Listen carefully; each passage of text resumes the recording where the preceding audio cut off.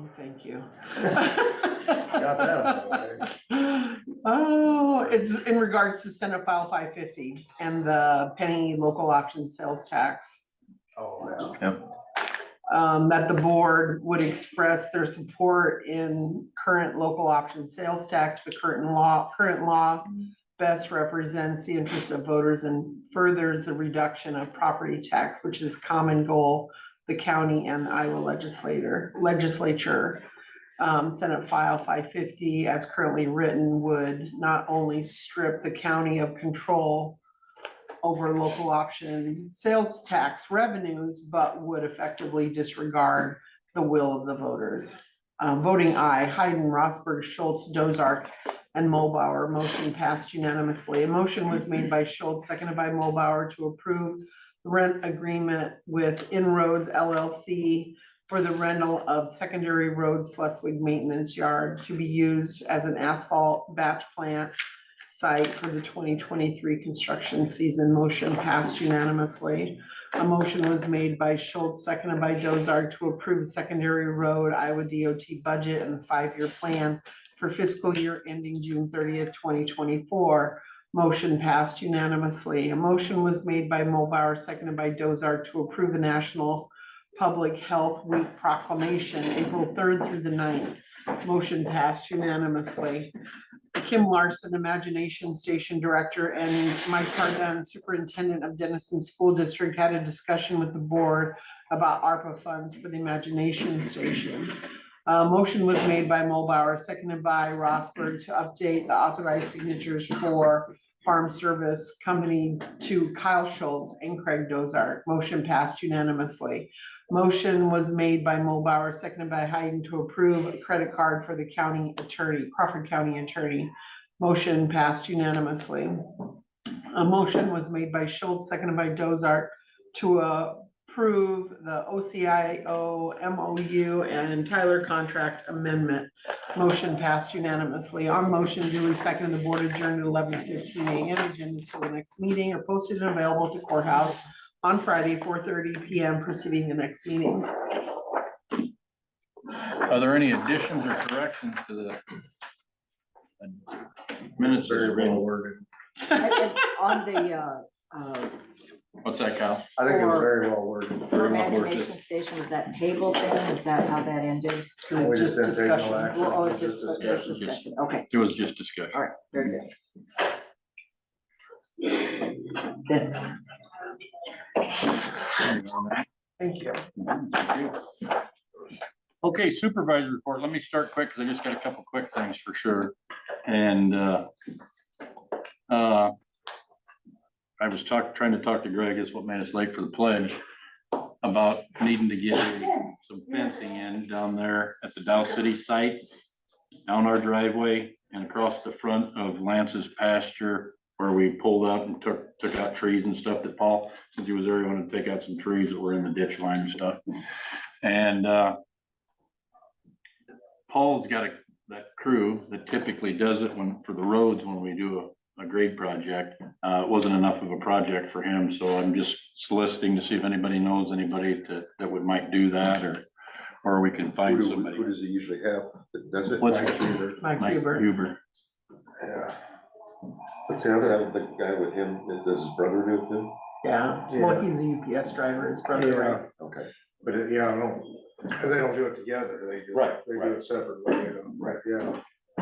Oh, he would be, Yeah, maybe his brother would be interested in. Yeah, how much, I guess, it ain't that much. I mean, and we could probably buy the materials ourselves and right. save us some money and paying an upcharge. That's one thing. The other thing is I got contacted by trying to find it here, Stephen Shell. And I went and talked to Dwayne about this because just how it was worded in the email, I wanted to make sure I understood what this guy was up to. He's somebody that purchases your extra space on the tower and then he'll lease it out. And Dwayne says you can make a lot of money on it, maybe, but he owns that spot on your tower indefinitely, you know. And I thought, well, are we still? It's not a. Yeah, it's not just where he'd lease from us to put his stuff on it. He's, Oh, and so, Is it a one-time payment or? yeah, it sounded like it was a one-time payment. And how much, Dwayne said it could be as much as $1 million. And I thought, is that for a tower? And he said, well, he says, it would be best to talk to him on what his proposal would be if you're interested. So, I mean, How much space do we have on the tower, I guess? well, and don't quote me, Craig, but I think we've got enough space for 2 people to be on there with our stuff. But we don't really know for sure what all's on there with our stuff yet, you know, and then that's, an engineer will have to tell you. Cause there's wind load depending on the hills you're on, and there's all kinds of things that factor into that. But when they were building it, it was gonna be like enough for, if I remember Ray saying it right anyway, it would have been enough for 2 extra carriers or whatever you wanna say to be on there, depending on what they're putting on. So, I mean, and then that would be price dependent on how much it costs them to be on there with you. But that's why we wanted to have this engineer to be our expert, help getting stuff put on there, because even Dwayne said that's even out of his, he always contacted this guy too.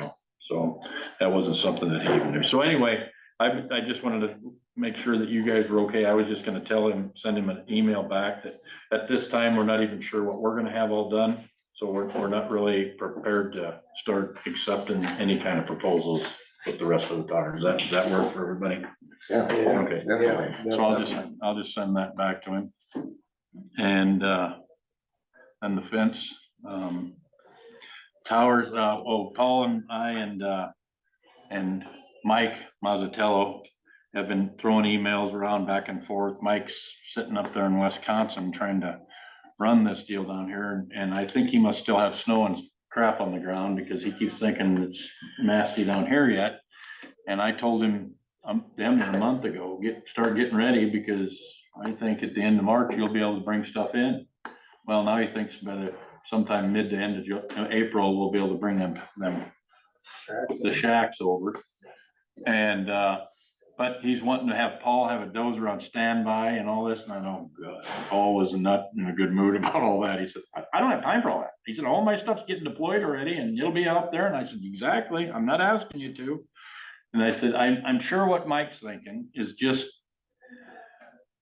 if we got our dozer on standby to help somebody get out of being stuck, then they don't have to call a tow truck and send us a bill for that. Which, you know, if you've had to call a tow truck lately, they're not free. You'll make their payments for this year when you have to call a tow truck. But I told him, I said, the roads are fine. The frost is gone, the roads are hard, you know, don't wait until it starts raining. I mean, the guys are already out in the field. I just said, get your butt down here and let's do this. And anyway, but there's some stuff I can share that last email with the board so that you can see what we've been discussing. And anyway, it's just, Paul got a little bit frustrated because, you know, they're asking for more rock right away. And he said, God, nobody's even been down here to look at it. Well, now we found out that the crane operator has came, and he says some of that rock's a little thin but he's got, and like Ray or Mike said, they got some kind of planking they put out to drive on to keep from sinking, because that'll be the heavy piece of equipment. To me, even down like at Lance's, you know, which you're kind of going up a grade there, but if that crane gets up there just before the tower, he can turn around and they can just back the ding trailer right up to him, grab the shelter, swing it around there and set the darn thing. So I think that it shouldn't be that complicated. I wouldn't want the truck to drive up in there and get the road all tore up before the crane went up there. That's just me. But those are what's going on with that stuff right there. I just wanted to give you guys an update on that. So sorry, I just wanted to get that done so I didn't get forgot again. Good job. Gene? All right, well, we had both meetings that I went to, other supervisors were at, so I don't know if we were gonna, but I thought our 4-county meeting went well. I was particularly interested in Harlan's update on how they're combining their sheriff's department and their chief of police, and I was glad to get their 28E agreement on how that's actually working.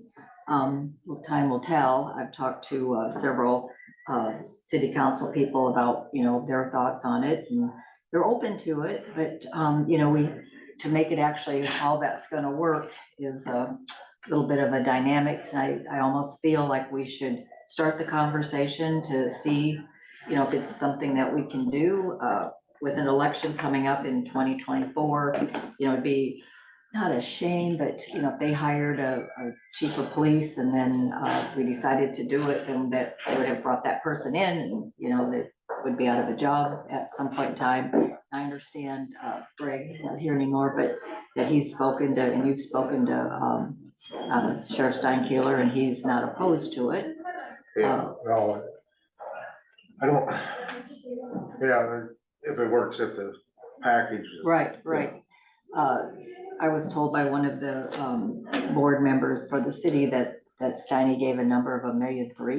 After talking with Harlan Right. and them guys, they weren't, that's not too far off. No, considering I really, cause they're paying 205,000 every quarter is what, Shelby County is paying. So, you know, I think it's just the dynamics of figuring out all of the vehicles and all of the equipment and, you know, having that person that's assigned to the city of Denison, so they have coverage 24/7. Yes, sir. So Gene, and I just want to address, I guess, the rest of the board too, sitting in there, is that Shelby County just did it. Right, Monona County already has done it right, in the yes, past. yes, And they both mentioned and said that, the way I understood it was that they wanted to make it a wash for the county. The county wasn't gonna make any money. no. So it's not a tax savings for the county, but I think Steve said that for the city of Harlan, it was gonna save them, what, $300,000? Mhm. So if it's a wash for the county, what's the point of the county doing it, I guess? Did anybody else have that run through their mind? Is like, why is the county doing it if it, from a tax I think standpoint, it's not What I saving? gathered out of it was some of the benefits of having a larger dynamic force, that you could have different, more trained, specifically trained individuals on your force, like investigators, or that's what they were kind of talking, is that now they've got the room to have, I don't know, crime scene investigators or something of that nature, and more range to promote and from within.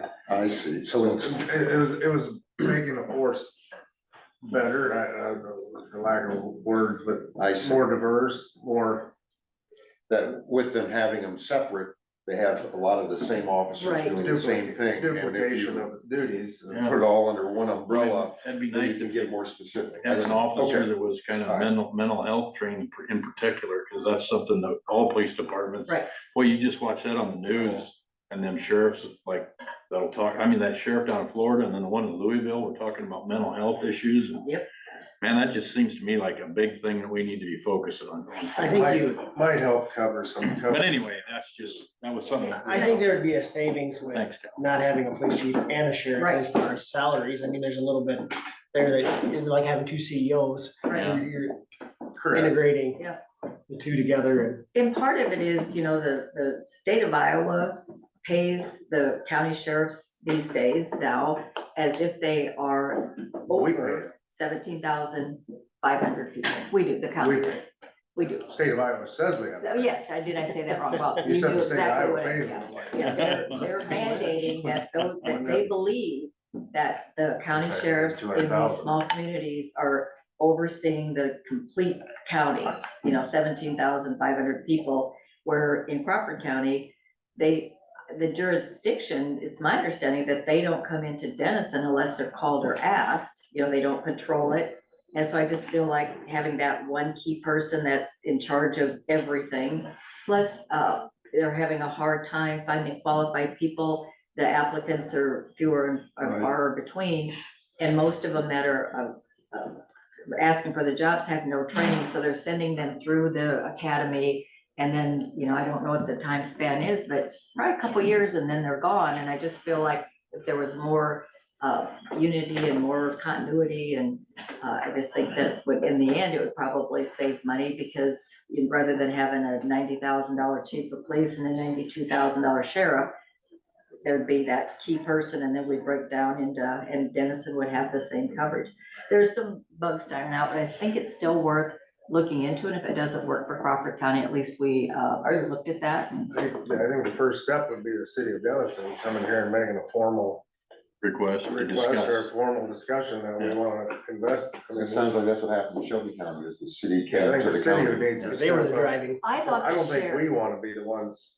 well, I was Stepping sitting up. next to the Shelby County guy, and that sheriff is somehow related to him, whether it's his son or his nephew. And I got the impression from him that it was kind of the sheriff driving the conversation, but at some point in time, you know, that's. You might be driving the conversation after the city came and requested. Could be, could be. Cause I kind of remember hearing that too, Kyle, that the city came and requested Oh, to yeah. discuss it. Yeah, I think if they came and wanted to openly say, hey, would you guys Entertain. entertain this, or can we have a discussion? I think then we should have that discussion, you know. They- I, But do you get that feel from the city council members you talk to? yeah, a little bit, but it just seems like the timing, because they find themselves without one right now. And they do have an application out with. I seen something posted on Facebook, Right. yep. I can see it working out well. I mean, if this came to us, especially where we're talking about the LEC and the Right. restructuring of that along with Right. them not having the police chief at the moment. I mean, you know, a lot of things are Yeah. falling in place that it could work out. Yeah, it's all positive. It's all about making a better, working force. And so I just think we should keep those lines of communication open and, you know, I just thought that was an interesting part of it. We also, Dave and I went to the, policy council. I had a meeting ahead of it. What I found interesting in that is that they have money available.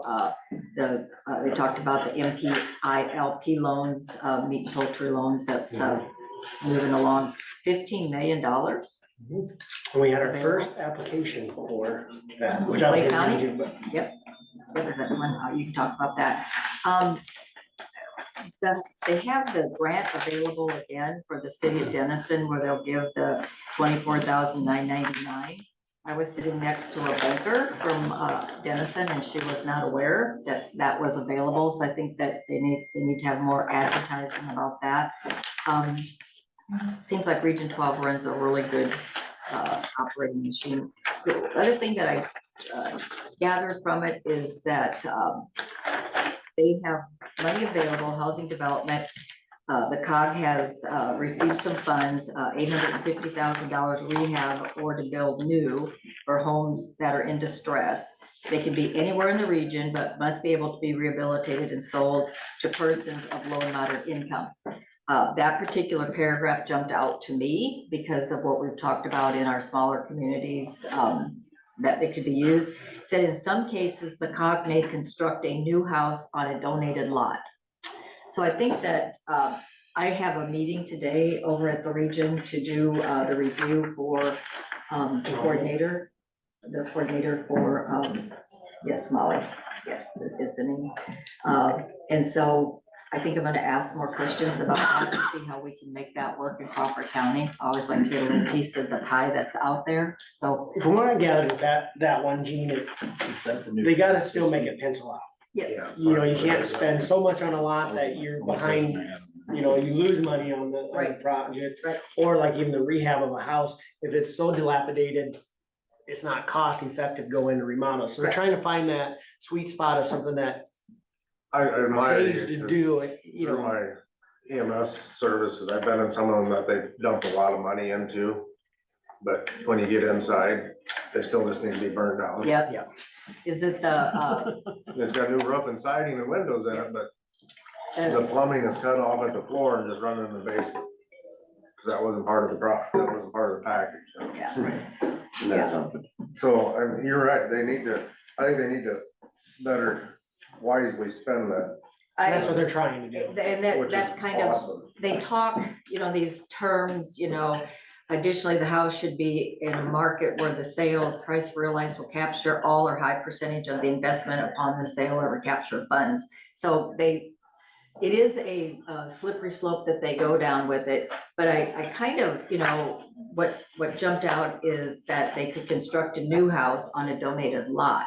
So were that some of the fill-in lots that you maybe have in Charter Oak or Manila, I don't know, but I think that the city councils of these smaller communities should be aware of this program so that they can start maybe looking for a lot that the city somehow may own, or even the county, if we have a lot of property out there. Or you look at like Manila and their Sunrise Edition, we're giving lots away. Right. Build a Right. home, we'll give you the Right, lot. right, right.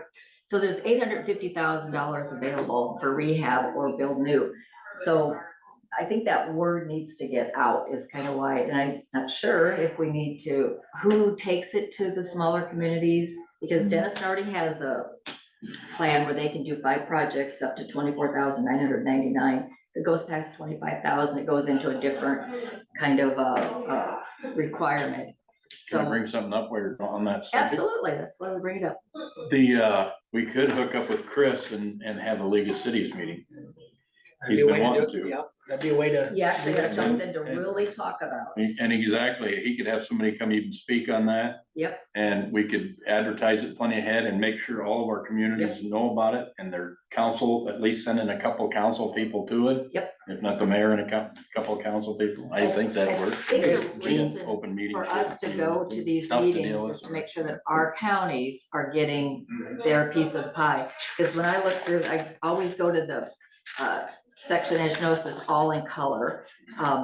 What counties are getting what, I circle what Crawford's getting and making sure that we're not missing any of the applications or any of the funds that are available. We do very well in the road department, in the Region 12 transportation. I think Crawford Mhm. County gets our piece of the pie there.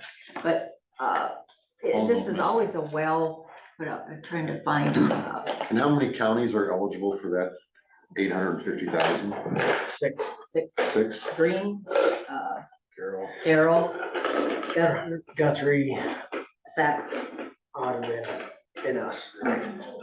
been doing the alphabetical order, we got them. So I just wanted to bring those to your attention because there's some good things going on. So if we, if you guys do a League of Cities, I think this would be a perfect time to We, bring and that up. you gotta still, we went to Kronks with League of Cities, and you still gotta hope that those smaller People come. communities step up late and get engaged. You lead the horse to water, but Manila got engaged. they did. That's why they're And then having you see success. when, Right, And I think that's the things to bring up when you have these. but if you Way don't people see know that. about it, Right. you Excellent point, can't Cal. ask for it. So, how does and I always use Charter Oak, how do they even know that that money's available?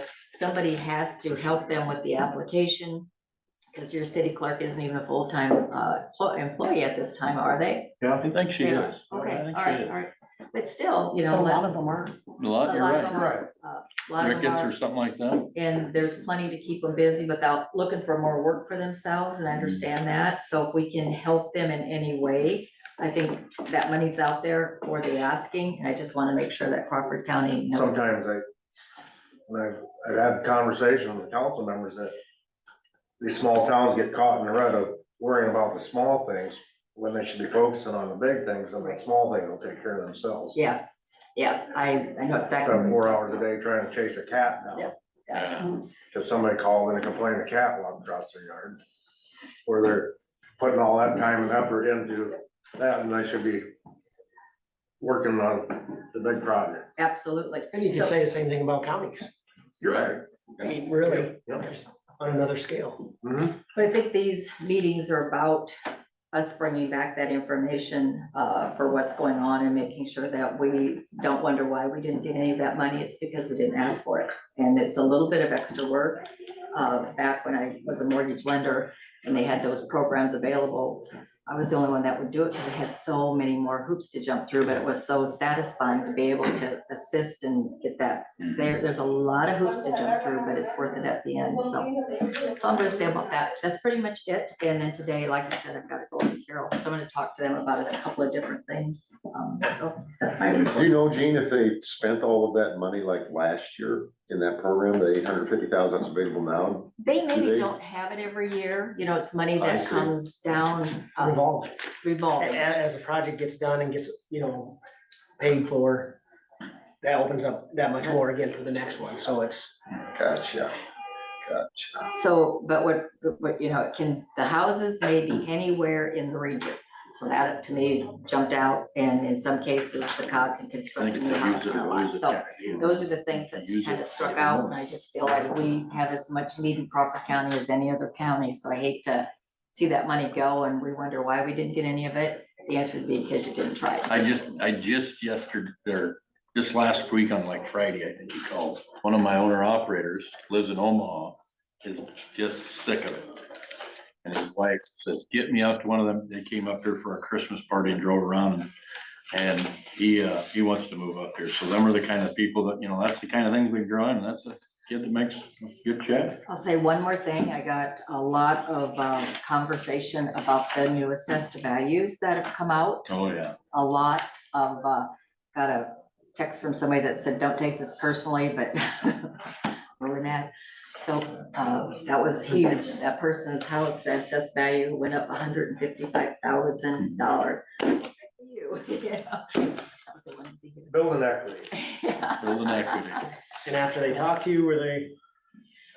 They have to explain the levy thing, though, Yeah. don't they get a little bit, They cut do. you back away from the cliff a little bit? A little bit, but still, there's nothing, it won't, you know, they wondered if they could appeal it. I'm like, Yeah. you can try, you absolutely can try. Yeah. The other part of that conversation was that 800 and some $1,000 that we're setting aside for Vanguard to come in and reassess values. They're kind of like, holy crap, if it goes up again, I'm gonna have to sell it for what they say it's worth and get out of Dodge, you know, kind of a conversation. Well, So, Well, I hope not. I was talking with our assessor this Oh. morning in regards to this, and okay. I watched a YouTube video last night about the state of Oregon, how the east part of Oregon is wanting to divorce the west part and succeed and be part of Idaho. Yeah. This is a true story. I've heard that, you Okay. bet. Because laughed of the about it. population base on the coast is so far disconnected from the rural areas. Yep. That the laws and stuff that go on, you know, just don't work out there. And I see that here. You take your Polks and your Lynn's and them counties where the population is. And what they've got going on, you know, if they're at 104% of evaluations and we come in at 101 in Crawford County, the legislator will look at that and they'll base their rollbacks off of them counties. So Dwayne's really skeptical, even with the higher evaluations, we might end up actually with less tax dollars to work with. Yeah. Because of them counties. Yeah. I That's what he understand both told me sides too. of it. He's hopeful, we'll stay even, but I'm afraid we're gonna go backwards. Especially with these rollbacks. Mhm. So you pay the tax for this particular person, you know, they built their house, and so, you know, for the county to say, or the assessor, you know, people that are involved in that, is worth $400,000. And he pays taxes on that when he gets ready to sell it. Who in this county, besides someone that works at the hospital, is the way the conversation goes, could actually afford to buy his house from him? Because if you're working on the line at Smithfield, you can't really afford it. The school, the wages are good, but when you do the debt to income ratio on what they're making. So he's been paying the taxes all this time on what they think it's worth, but if he ends up selling it then for 300,000, he's been paying taxes on 400,000. And so they raise it after he lowers it after he moves out because he actually sold it for less. He feels he's been mistreated the whole time with them figuring it's worth more than he knows he could. Did Dwayne tell you the same thing Dwayne told me, is that them 4 or 5 is actually what drug us up? And 4 or 5 bigger counties or wealthier counties, that's what drags us up. Larger populations. And when everybody was paying above asking price for a new, Right. and everybody thought, boy, this is awesome. Yep, You know, I got an asking price of 400,000, they're giving me 500. yeah. And that happened here. Yep. And that happened. Yeah, And here. that's all part of that equation. Supply and demand, there was only one house available that 2 Yeah, people wanted, and their income, yeah, so. A lot of But times it's all more part than of 2 what just everybody got in the mail, that's Yeah. all part of it, Yeah, why yeah, that yeah. happened. But High it was- dollar ag land, that's all part of it. It was a huge conversation, every place I kind of went. And that could change fast. We could Yeah. go back into some, What Paul always say, high prices will take care of high prices, Yeah, Well, and I think we might be starting to hit that plateau. I think so. We might be at that pinnacle where we're gonna start seeing it drive back down. Real We don't estate watch the agents news say at what night, goes you up know, must you're come down, depressed. you know, because it's supply and demand. You know, Ford and GM is charging 90,000 for a new pickup. Yeah, Quit buying them, And- they'll lower their price, And finance it for 10 years. you know? Should be wore out in 4. So, yeah. unfortunately, yeah, it was the perfect storm that everybody got a little taste of when they opened their mail last couple weeks. It was. Yeah, And you know, it's easy to sit there and put all the blame on the 80 or 85 assessors in the state of Iowa. They're I mandated. mean, do you know how much do the other counties' assessed values affect Crawford County? Or does just Crawford County affect Crawford County? no, every county affects the whole state, and actually beyond the state, but the state, everything kind of gets figured in together down in Des Moines at the assessor's office down there, and but I suspect everybody here, and you can ask Dwayne so that I'm not guessing through this, and he did explain it to me a couple weeks ago.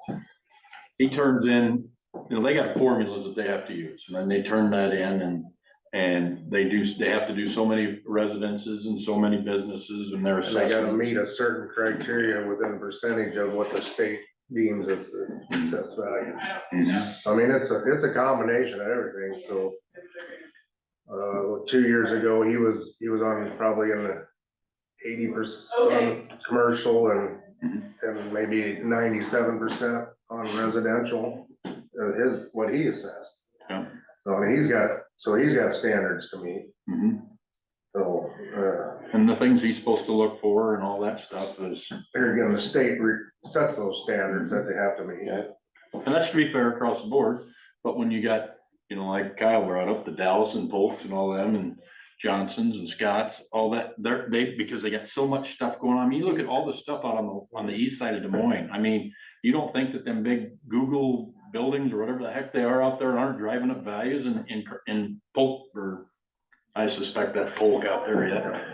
Anyway, that's driving up their values precipitously. It is. And so then that's affecting us out here even, and that's, I've seen a lot of it on Facebook where people are posting.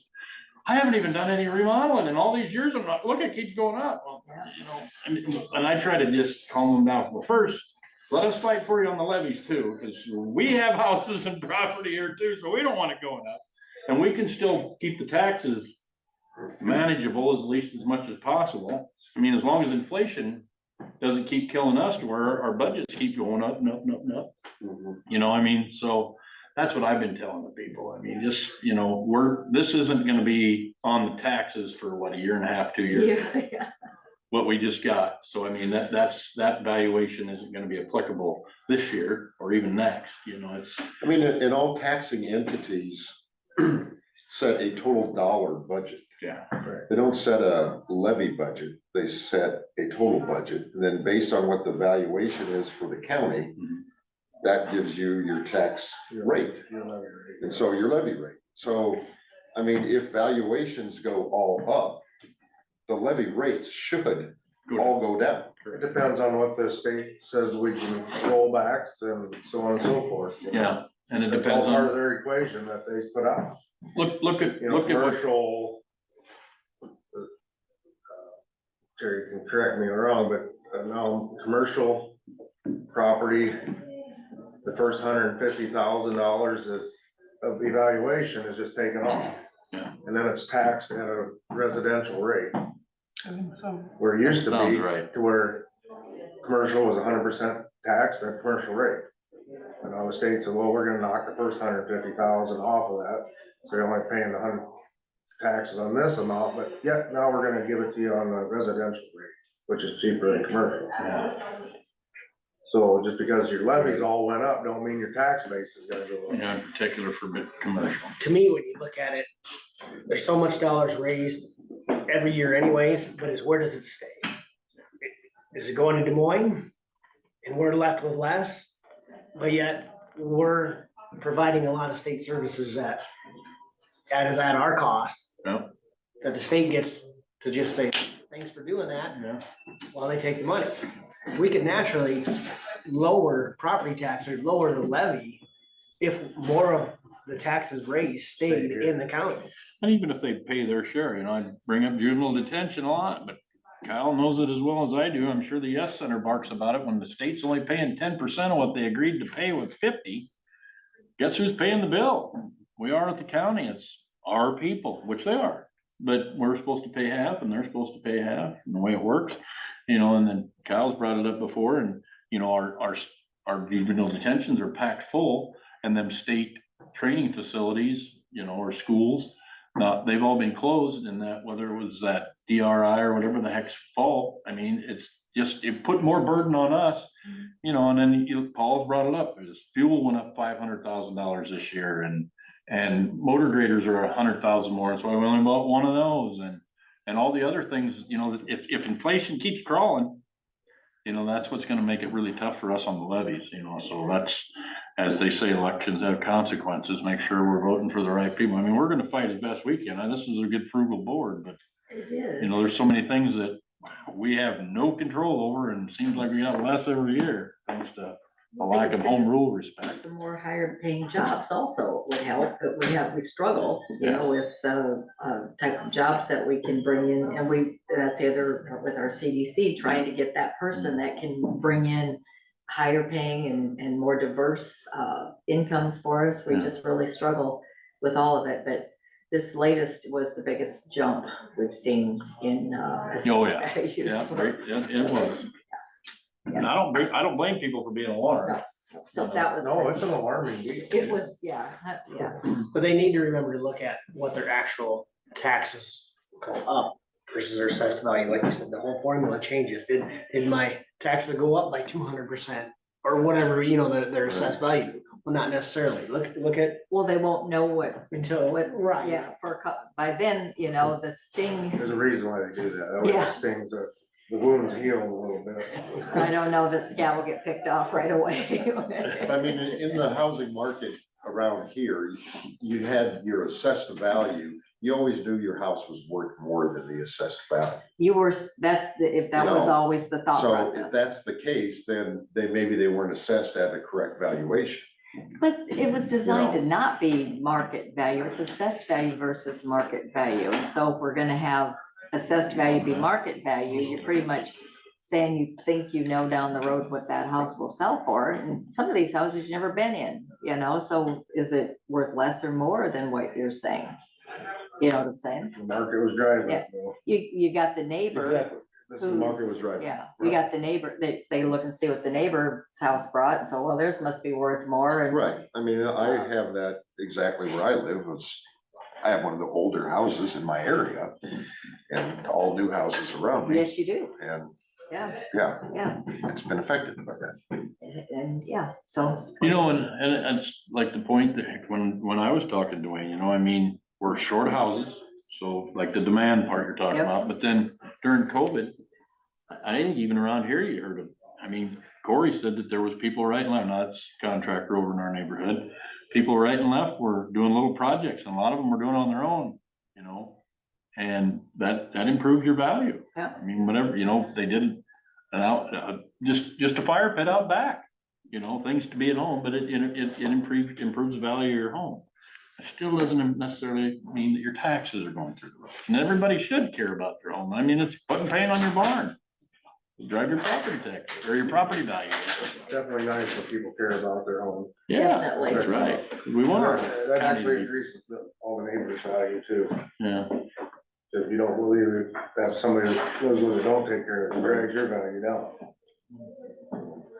I finally gave my wife a remodel after all those years of putting up with me, and I thought, God, I hope the neighbors don't come burn it down now. And maybe you'll see more new homes being built when you start to look at, geez, I have to pay this for an older home that's existing. And that could, like I said, high price drive, well, maybe that'll drive a wave of new building projects. You never know. They decline the job.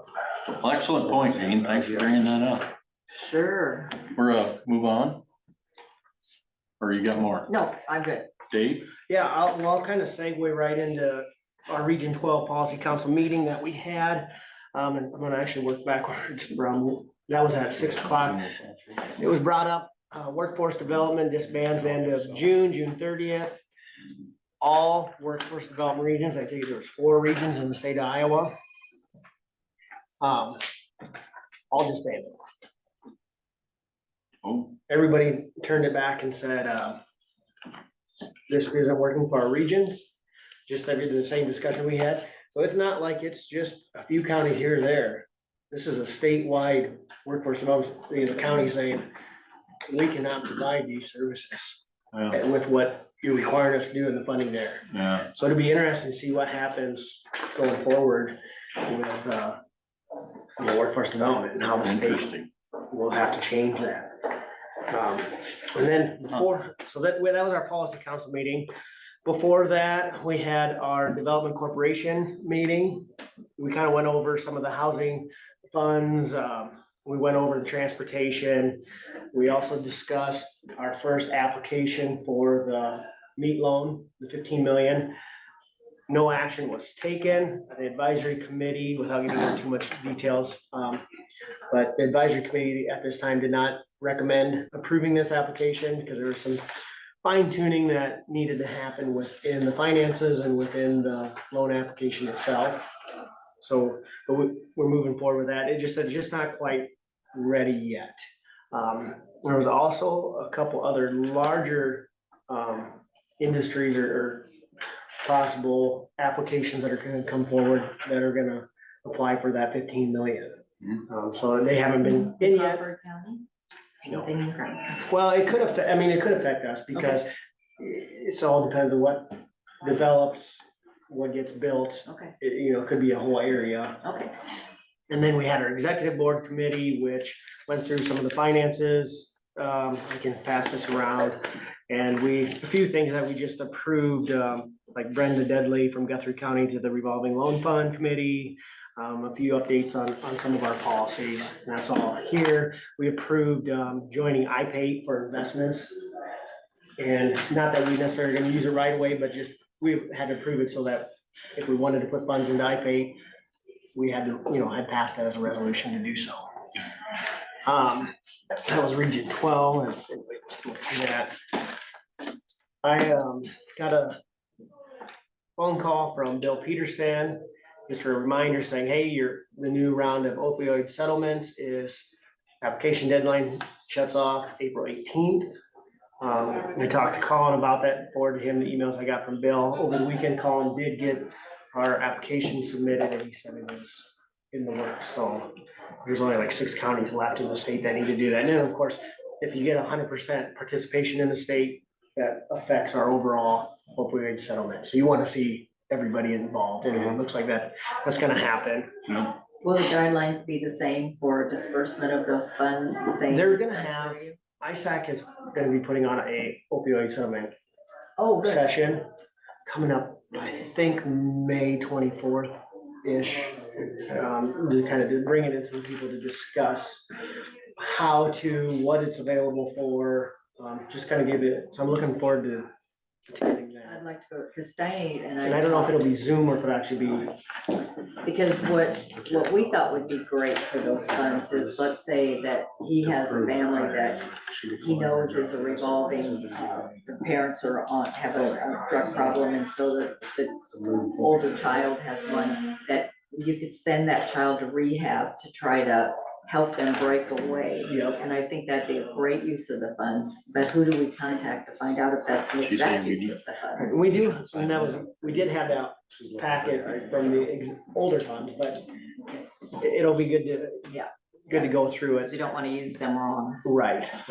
Table it. I think we just harvest that. Paul, I was supposed to meet with Paul and Pat Westwald and Manila, discuss that property by our rock pile. Paul texted right away this morning, wasn't feeling very well, so I don't know if he'll be in here today. I don't even know if he Come up will or be. not. So he postponed that till next Tuesday.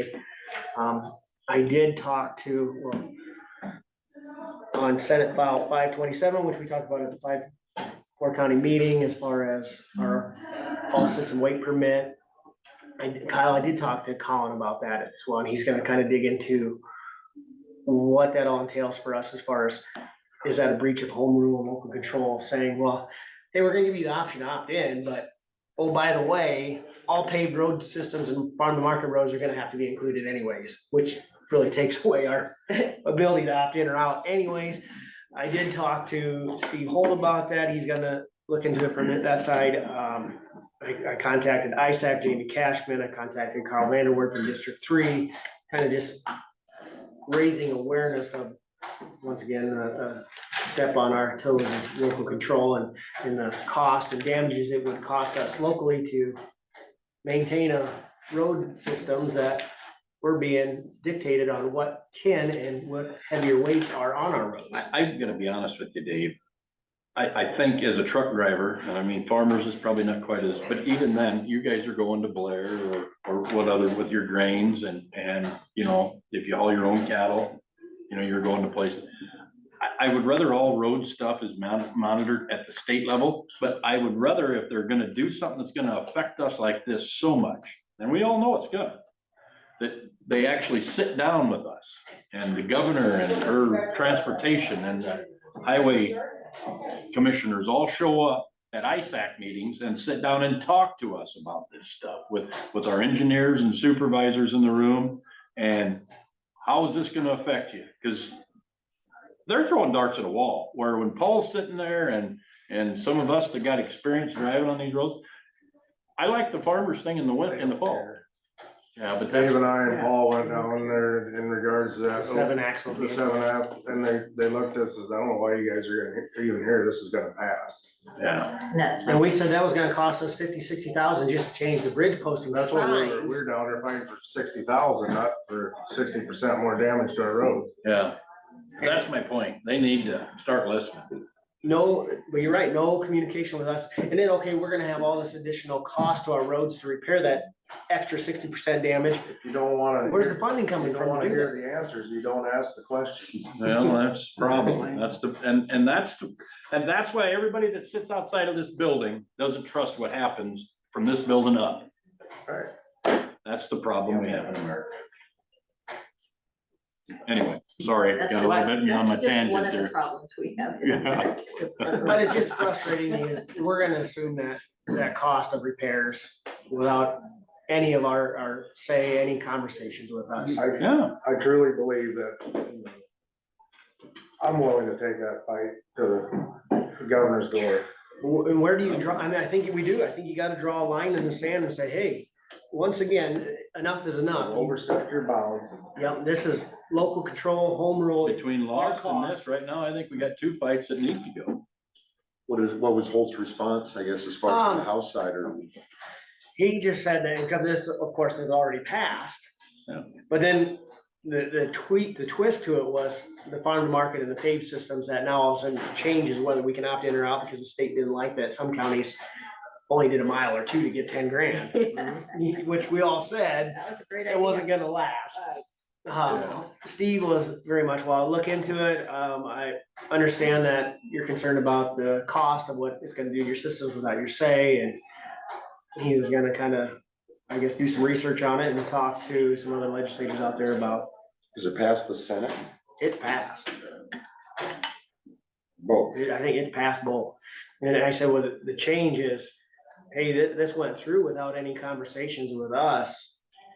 And now we're gonna have to, abide by this law that puts more, You know, and ISAC wasn't in favor of this. no, I mean, that should tell you, you don't have a county out there in favor, because ISAC will put there that they're neutral if there's a few counties that support it. You know, so I mean, to me, do they hear us? Ty, let me ask you, as a truck driver, Yeah. putting that extra tonnage on your vehicle, on your tires and your axles, is that something that truck drivers are gonna take into consideration, the extra wear and tear on their actual equipment? Some will. Some will, Some will. Okay. some will, some won't.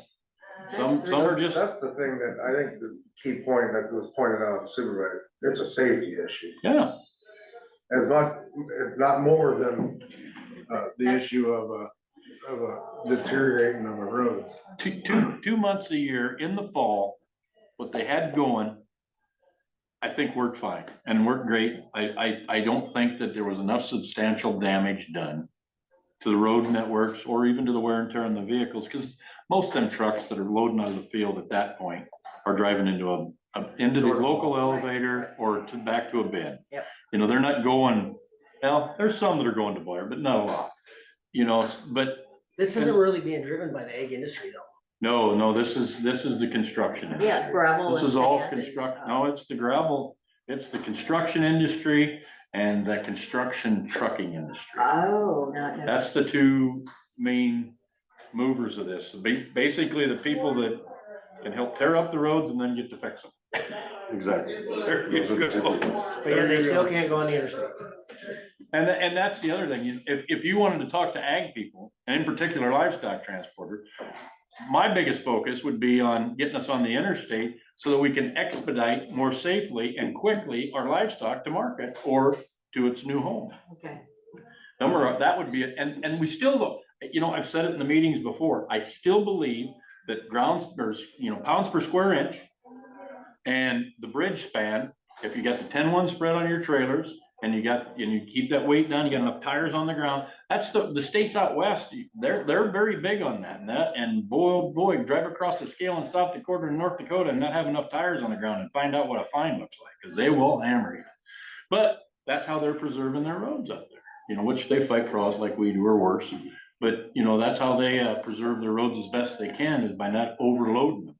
And that's the things that, to me, I wonder if they even have that discussion down there. If I'm a trucker sitting there, I want to maximize every dollar I can, and you know, but I don't want to destroy my equipment like got brought up. Right. And I don't want to destroy the roads I got to drive on, because eventually my drivers, you know, I'm not doing this job anymore. My back's killing me, you know, beating them to death.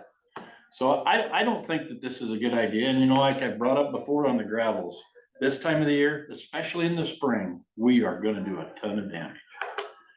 Irreparable damage on a gravel road. They'll dry up, lay them. Yeah. But the You're bridge, good. Bridges, yeah, our paved roads, our E16s, our Yeah. L51s that were designed in the 50s, poor subgrade, very good point. they'll be destroyed. Yeah, That Yeah, because- E16 was basically destroyed 10 years ago.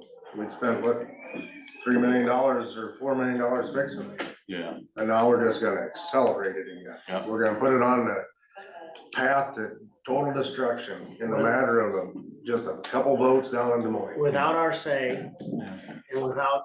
without even paying- consult. Right, at our cost. And I'm not saying Steve's busy, but you notice how the phone calls lasted for about the first couple weeks of session?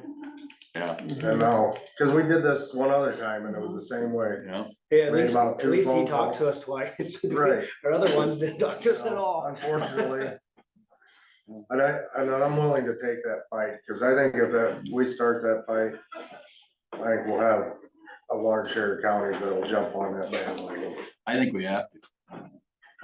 I really do. I think this is something that's Let's do important. it. You know, I Can think we this stop is, right maybe where it comes maybe through we need to county put that on a For a discussion. fundamental reasoning. Yeah, Should we put that on an Try to agenda find- to talk with Cullen and create something? The conversation kind of started, he's looking into. Yeah, let Colin, gives Colin some time to dig into it. Yep. And we don't know what options we have, you know, whether it's we could pass a resolution or it's not allowing it, or Well, I know we've talked about this, you know, before, so. or if we have to file something with the state that says this is a breach of our home rule and local control. Right, Just, you know, like I said, it's simple, consult you and listen to what you have to say and then take that into account. Would tell them, this is probably not a good idea.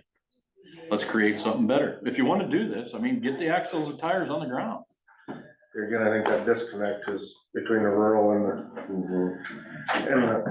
And the city, and the cities. in the heavy population.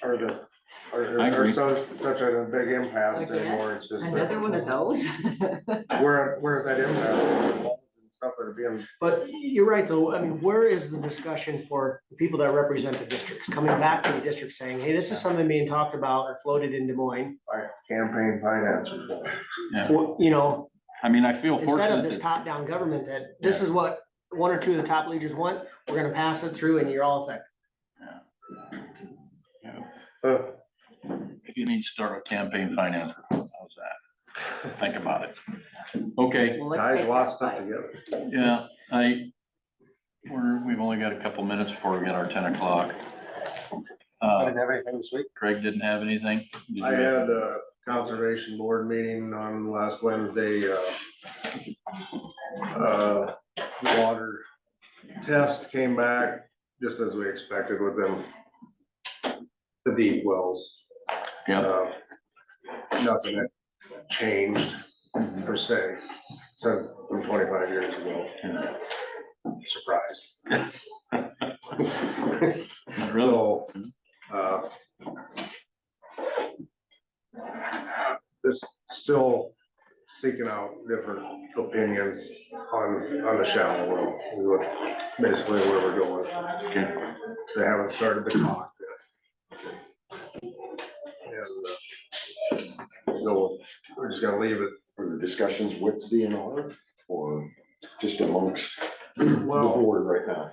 the board and water, where they sent them samples was in Illinois. And they actually are getting more questions answered talking with those people than what the DNR had ever answered any questions. So Good. they're kind of doing some research on their own to figure out a solution. With some guidance with the people. Right, yeah, Okay. so, what else, Camping Hill at Nelson's Park are gonna close it.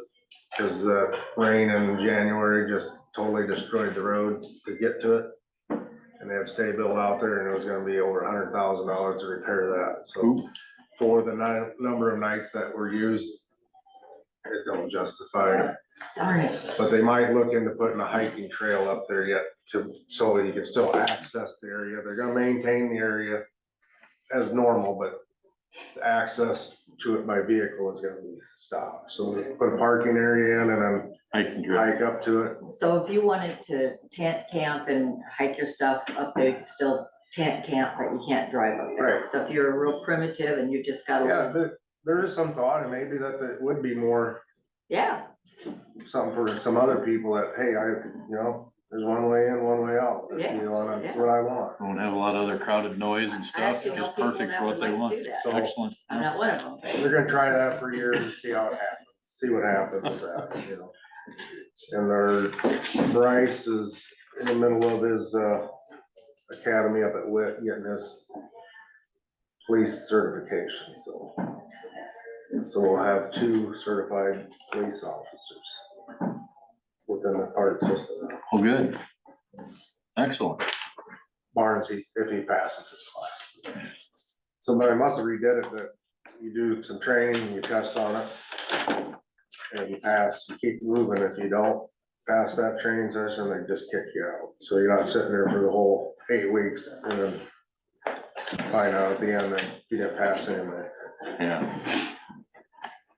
And then, on the newspaper, they were gonna reach out to them, but they're gonna have May 5th, they're gonna have a grand opening ribbon cutting of the disc golf. Oh, cool.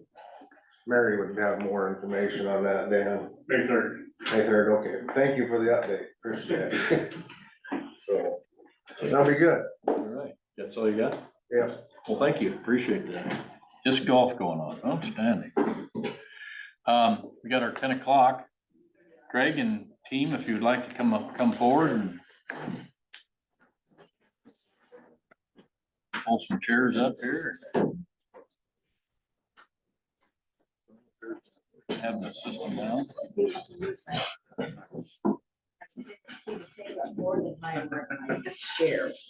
I'm Carla Vogerl. I'm from Wellmark. I was here last year, so it's nice seeing the ones I met last year and then nice seeing the new people. So I appreciate your time today.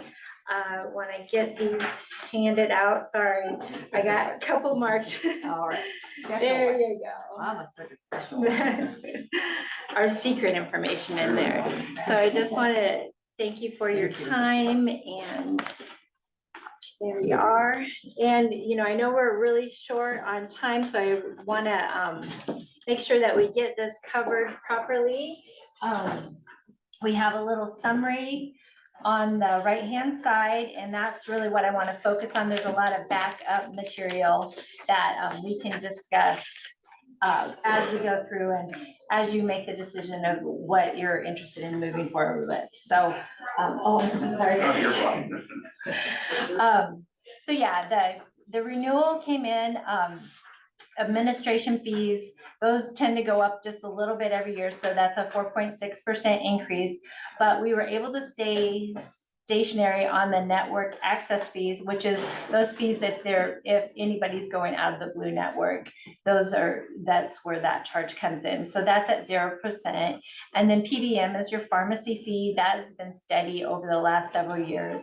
So that has been staying consistent as well. So total admin cost increases 3.31%.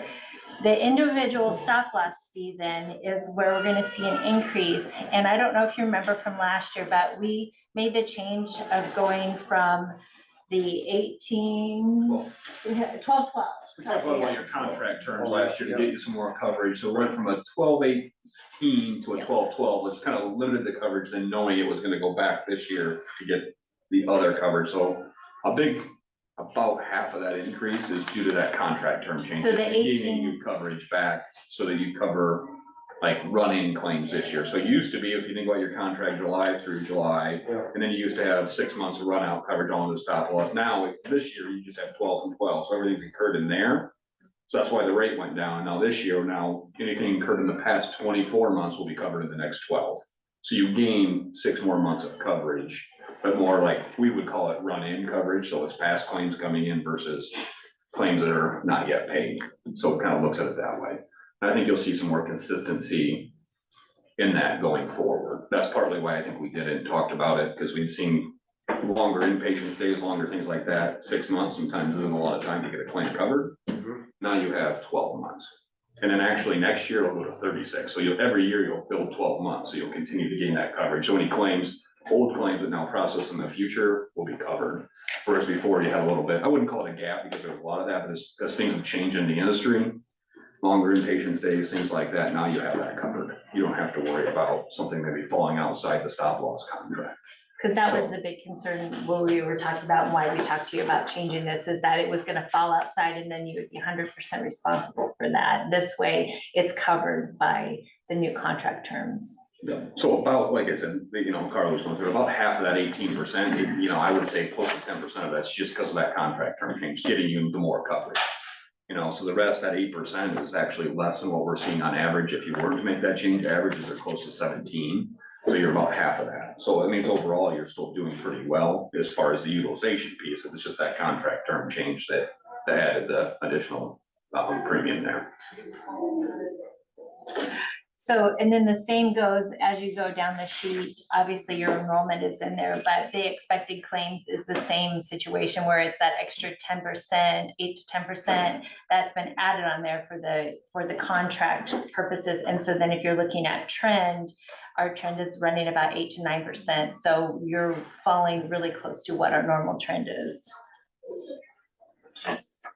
And then if we just continue talking about claims, right now, you're running a little bit higher than expected, but because of the new contract that we're already seeing, this is for 7 months, and the last one we looked at is already down to 109%.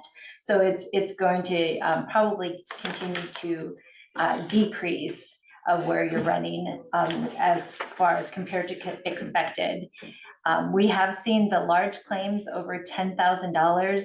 Normally we expect about 25 in that area, and you are running at 33, and you always have run a little bit higher in this area. With last year, you can see in the chart, last year it was 30 on the other page. It was 37, and then it's been 33. So what we expect with the group of your size is about at 25. And then we already discussed the contract change. And then if you look at the next on the large claims, your large claims over 35, and I know your stop loss is at 45, but over 35 is 12. And we expect that to be around 7. And we ran a report for you. And right now, without over 9 months, we're at 7, where that's what we would expect for the entire contract, and that's where you are now. So we still have 3 more months, and we already are over stop loss with those. So I know individuals. Craig had mentioned to us, you guys were concerned with the reserve funding and had seen that having a bit, and some of that's going to be where you know, that number of claims kind of under that stop loss between, you know, 10 to 45,000. They hit early in the contract year, right? So we do expect that to kind of probably start to come down, which probably help your reserve funding to be a little bit more steady there. Cause I think the last month was one of your better claims months so far in the 9 months. So hopefully that's gonna continue over the next 3 till the end of the contract. You know, you think about that 7 people hit the stop loss in the first 9 months, you're paying the first $45,000 for those people. Now they're there, it's Walmart's dollar after they get there. So that'll start to help that number out a little bit. And that's what we typically see, right? Early in the year, you pick up the cost and Walmart starts paying and you start to see it come down to what we projected your claims to be. You know, Carla mentioned you're at 110% of expected. That's what our underwriter said, hey, if we were perfect, we're about 10% off right now. But we do expect that to come down over the next 3 months and get closer. If that makes sense. Well, does it, inflation affect everything else? So I mean, obviously, our $45,000 stop loss don't have the same power as it did 5 years ago. Absolutely, and I think we talked about this a little bit last year, we've looked at increasing that number, and I think we've looked at it, it's like, it didn't make sense, right? Based on the premium savings you'd get versus the extra claims exposure you'd have, it just didn't, and I think it's the same thing again this year, right? You're already getting 7 or 8 people up to that stop loss level. You know, if you go $10,000, well, now you're picking up an extra $10,000, you went to 55,000, for example, you're picking up $10,000 extra in claims, the premium's just not coming down enough to make sense out of it. And yet your stop loss premium as a whole isn't performing badly. You haven't had a lot of, I would call them the super catastrophic claims, the $500,000 claim, things like that, which we do see quite a bit. You know, we're seeing a lot more of those in the last few years than we've ever seen, you know, $1 million claims, you know, those type of claims. So with that expected, I guess, you know, we always had a balance of that 1.5. So to see that just pull back a little bit, it's working like it's supposed to. Yep. And it's just. So, should we be alarmed that it's down to 1.2 or a 1.3? Or, I mean, obviously, we got 3 months that it could replenish itself. And I think it will. I mean, what do you think, Terry? I mean, I think personally, over the last 5, 6, 7 years, it's done extremely well. I mean, it started here and it's gone up to here. I think right now we're just seeing it kind of fall back a little bit. Is that kind of what you're? Yeah, seeing that the numbers are, you know, our high claim, are the people in stop loss, that number is grown, because we probably average 7 over the last number of years. I think Yeah, so, it was. But, yeah, and we're paying the extra 10,000 a year in stop loss, so. Yeah, I think that's the big equalizer in the whole. Hopefully, like you said, the claims are coming down this last quarter.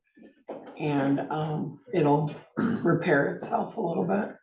That's what I would say we usually see. I mean, there's no guarantees that, but I would expect that, right? Just to hit the numbers there. And I don't know from a funding standpoint, I know last year when you made that change to the contract, the funding actually from Walmart's standpoint was a decrease. I don't think you probably changed your funding from the year before. Right. Or if you followed that. So I think that helps. So that softens, you know, you're seeing a 20, we're showing a 20.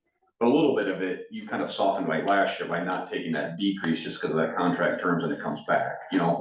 Carl and I was actually looking on the way here, if you would have, you know, renewed as is last year on your 12-18 contract, it would have been about 11% increase this year, just like we're saying, 10% of that comes away just because of that contract term change, which is just, you know, helping you spread that risk a little differently.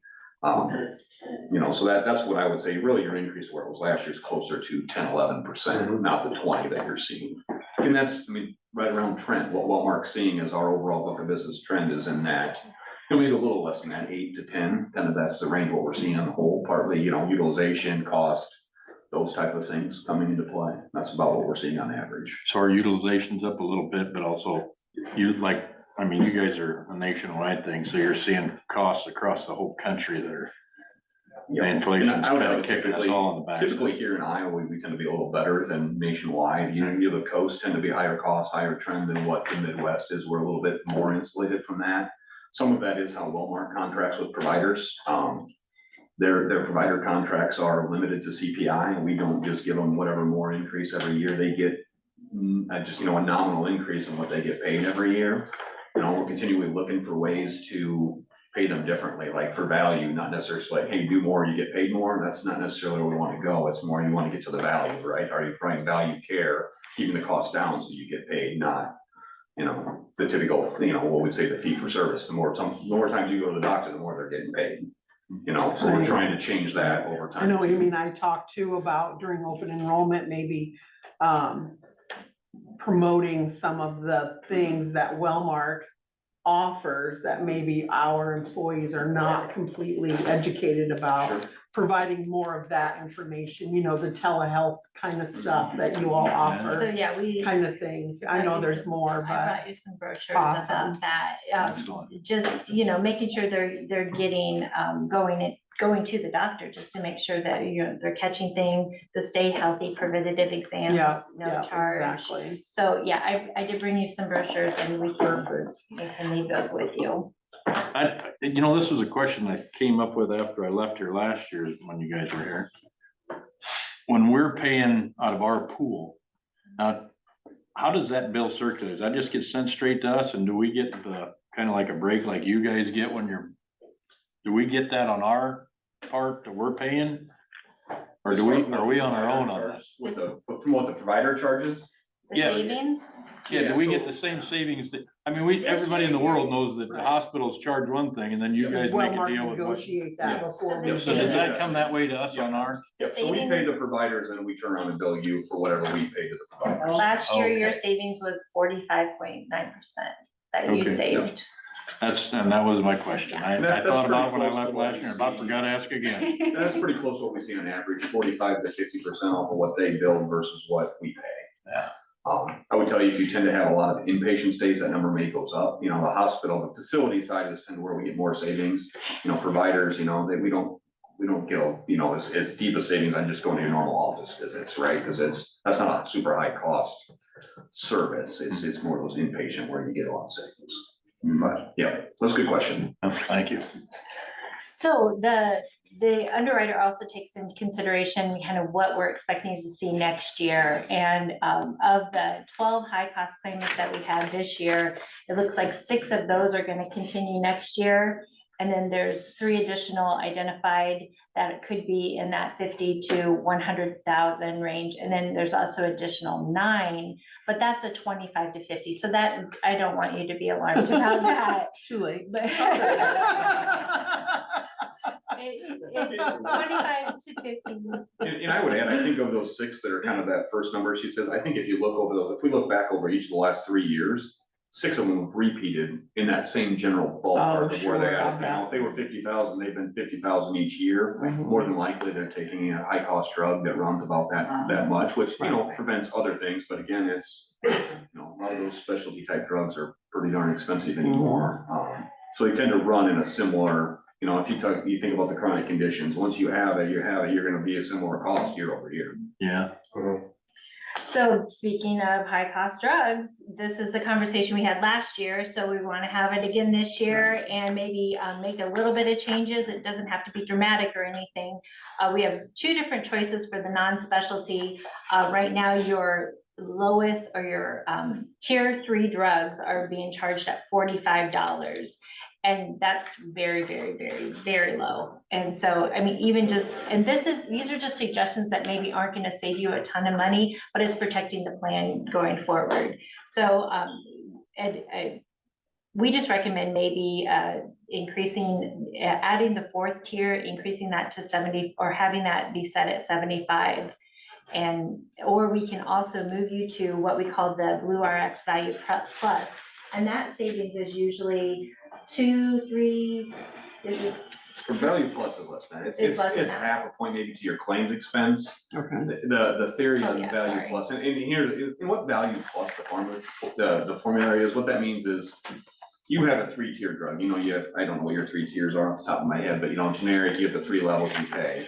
We actually have a 4-tier drug list, which that means your 3 and 4 just pay at that 3rd level. That's what the member would pay. So what we can do is we basically take 4th-tier drugs and we say, nope, those aren't available anymore. They come off your plan. You don't have access to them. Now, those drugs are typically going to be what we typically call convenience drugs. It might be an extended release version. You can take one pill instead of 2 a day, and the cost is 10 times as much for that same drug. Or it's 2 drugs put together, instead of taking, 2 different drugs, you can take 1 pill, and so a little bit from a convenience standpoint, but they're also much more expensive. So you start taking some of those off, which I think we have a report, you probably have very few people taking them. And then eventually what that does affect the plan is people just can't get those drugs. They'll just get on to what we think is a more cost-effective drug long-term. I would say half of Walmart's book of business is on that formulary now. We make changes, we hear pretty much nothing. Right don't now, you hear- have 6 members that would be affected by that. And really with that effect, what we do, we mail letters to them, let them know this is coming, talk to your doctor, find out another, what other prescription may work for you. There is also an exception process. If they need it for some reason, they can file to get an exception, maybe to keep taking it. But I would tell you, we hear little to no disruption when we make that change. And then it's just that one time. So in July, if we made that change, that's probably the one time there's disruption. After that, people just don't start on those drugs. They have to pick a drug that's on the formulary, and it's not a big deal. So in long term, it just helps keep that drug trend down by not covering those drugs. And we make changes to formulary. Sometimes there'll be ones on that move off. And I mean, we do that today, and members are getting letters if we move drugs around because of different drugs hitting the market, things like that. So pretty minimal disruption. I mean, it's something to consider. It's not silver bullet gonna save, a huge amount of money, but it's more of a long-term trend play, right? How do we keep our trend low, long-term? So, when I read through this, it says 1 member affected. I apologize, that did not, it's actually 6 members Okay. affected. And the reason I'm looking at that is, if you have, if anybody's, struggled to find that exact medication that works for them, and it just happens to be very expensive, and it's working perfectly, everything's working, and you get a letter that says that's no longer gonna be available, that is crucial to that person that, whether it's 1 person or 6, that you can't change, I'd be devastated if what I was taking, you're gonna take it away from me and I have to now experiment with other medications. Is that what I'm hearing? Or could those people still stay on it, but then as people need to transition? I So just there's wanna kind of make- 2 parts to Okay. it. So some of these drugs in the 4th tier require prior authorization. If they require a prior auth, they can continue to take it. There's 2 choices as an employer. You can choose to say, no, we're just not covering it, you don't do that. Otherwise, you can allow those prior auths to continue. They can continue, just no new people can Okay, take it. all right, But out of the 6, I think there's only like 1 or 2 that are prior auth drugs. 2. 2. okay. And last year, we only had 1 member, and now this year we had 6. So if we would have made the change last year, it wouldn't have affected those other Okay. 5 people. Okay. I Potentially. just understand the concern I would have. Absolutely. And there's certain drugs we don't do that with, mental health type drugs. If you're Okay. taking things for Okay. anxiety, things like that, they tend not to be on that list because again, if that's working for you, we don't want to make a change. Perfect. It's gonna be some of the other ones that there's a lot of alternatives for, more than likely work for them, Okay, so that we stay out of those classes yeah. that people get really concerned Because if about. you struggled for 5 Yep, years yep, to find the absolutely. exact thing that finally works, Absolutely. and Yep. you're finally maintaining perfectly, and all of a sudden, oh, because of dollars and cents, I can't do, and you're back to square one, Absolutely. possibly, Yep. And that's why we do have that exception Okay, process all too, right. that they can work with their doctor to file All right. to do that too. So no, those are great. That's a great question. And that always is the concern, right? yeah, absolutely. So that's why I was trying, in long term, we don't hear it, right? We just, we occasionally, I can't even think of the last time when we've made a change that we've had somebody that's super concerned about it.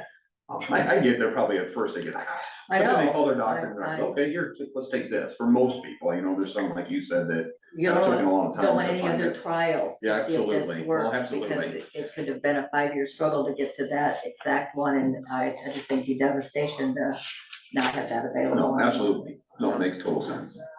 And some of these people, it might have been a one-time fill. These might not be maintenance type drugs. It Sure. might have been, hey, I was sick, they gave me a 4th tier drug, I took it for a month, I never needed it again. So that person's really not gonna be affected because they're not taking it long-term.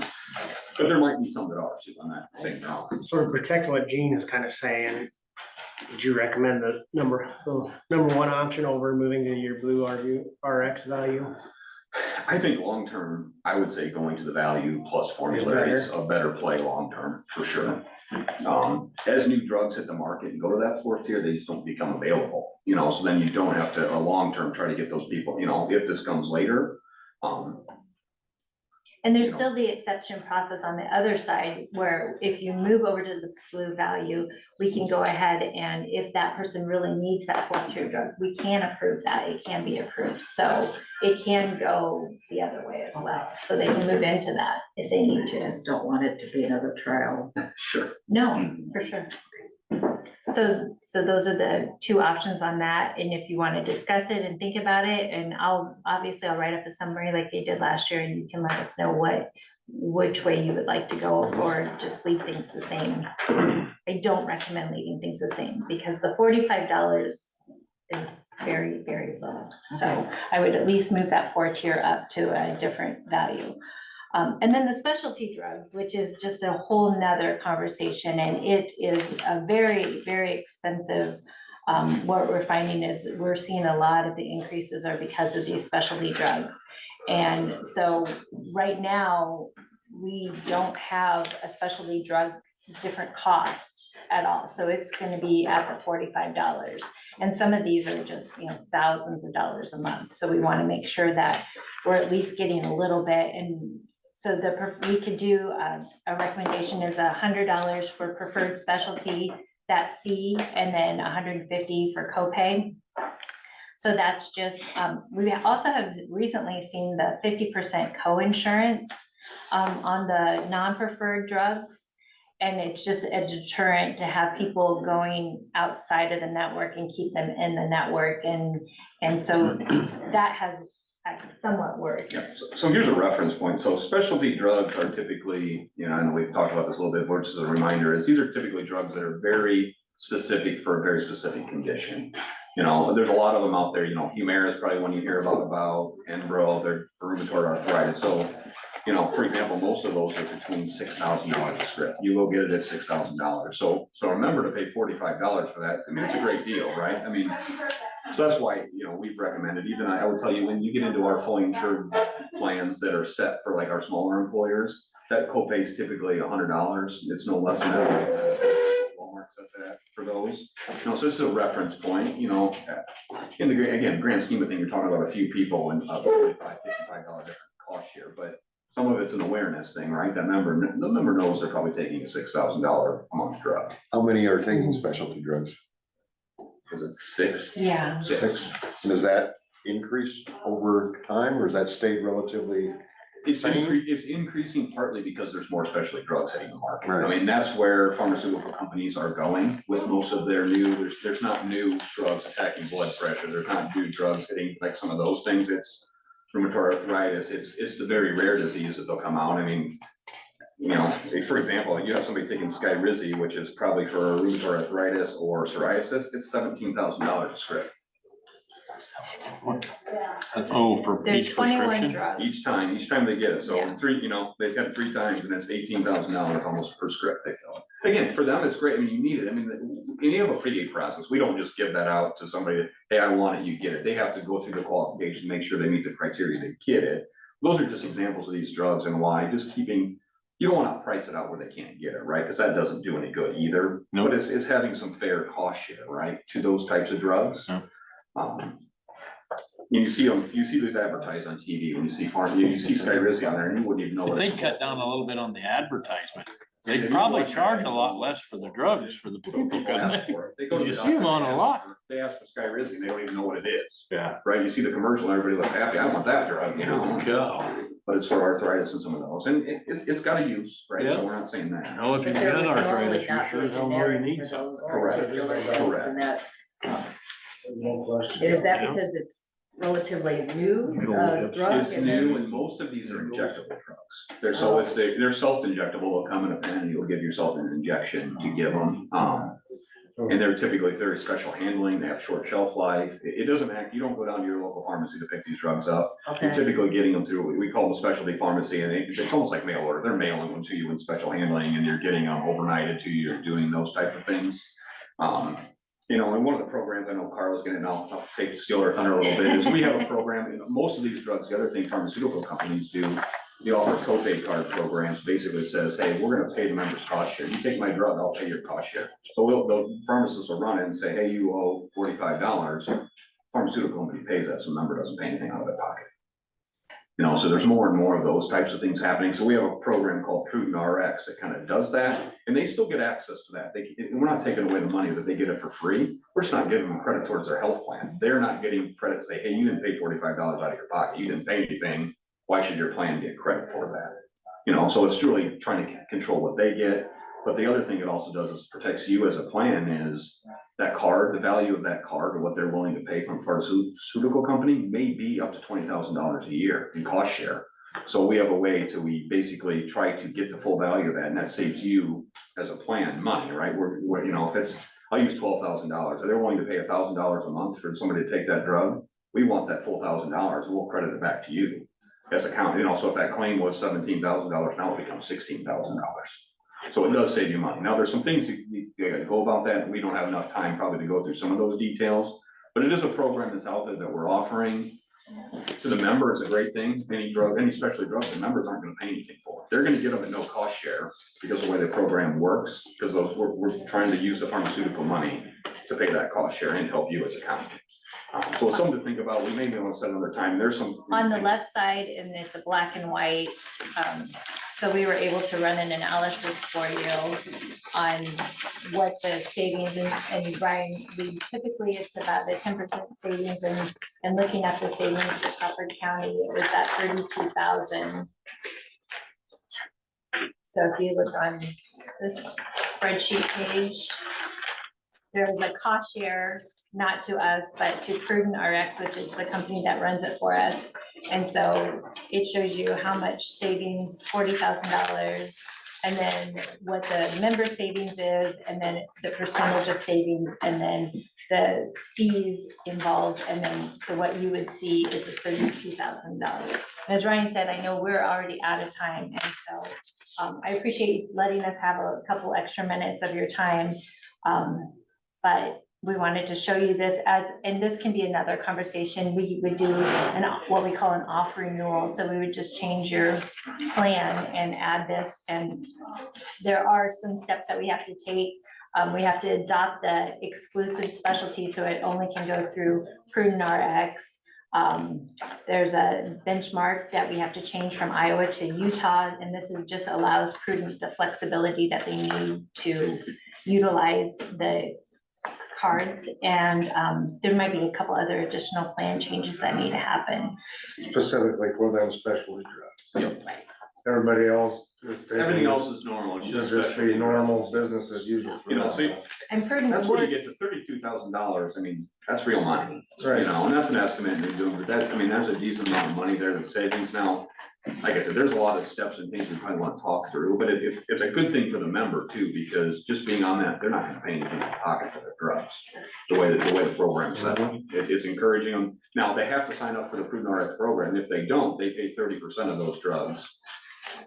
Which, Oh, you get that's to gonna be sign real up, quick, okay. you're gonna sign up, Yeah, right? just Because one- if you're and paying Prudent- 30% of $6,000. Prudent works with them very closely and make sure that they're taking. Don't want to forget to sign up once. Yeah, and I will tell you, here's one thing I'll tell you with this program, the way the pharmaceutical companies are changing in just what's going on there, this program, it works now, and if things change, it may not be as valuable at that point, but you only get, the way Prudent gets paid, they take a percent of the savings. So like in this case, $40,000, they keep 20% of the savings, whatever they save you, they keep 20, but if they don't save you anything, they don't get paid.